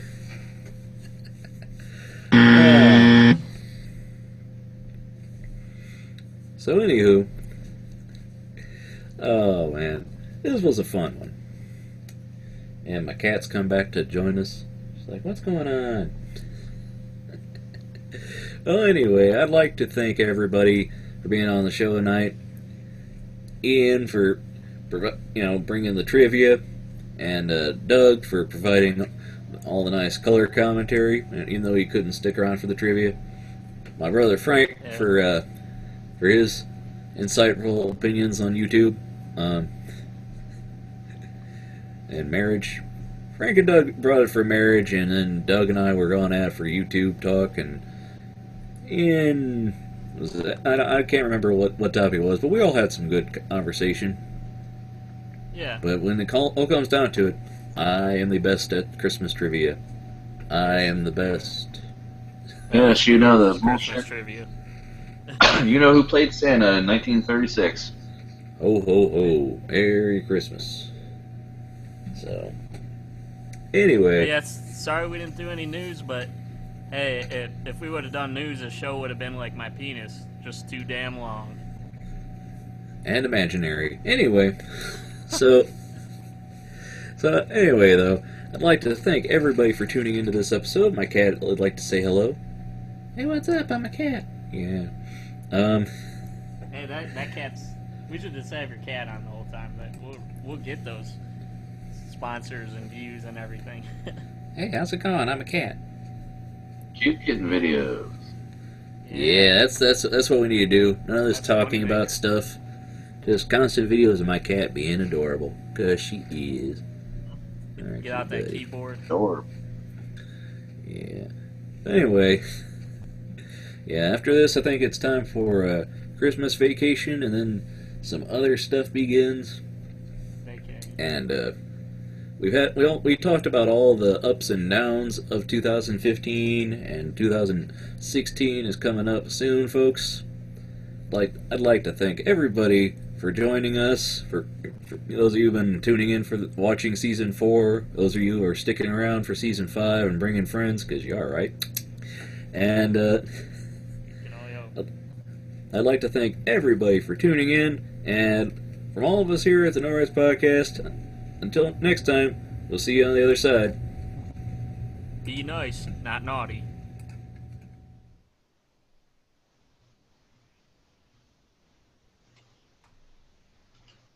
Naughty, naughty.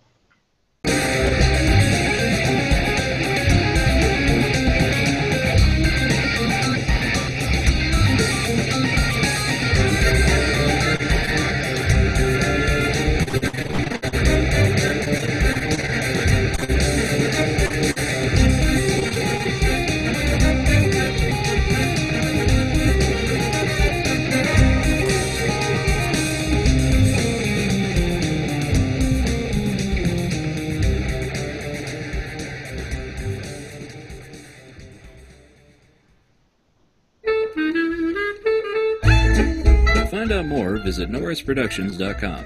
Follow me on Twitter at twitter.com/NoRights. And hey, why don't you check out my Tumblr at NoRights.tumblr.com.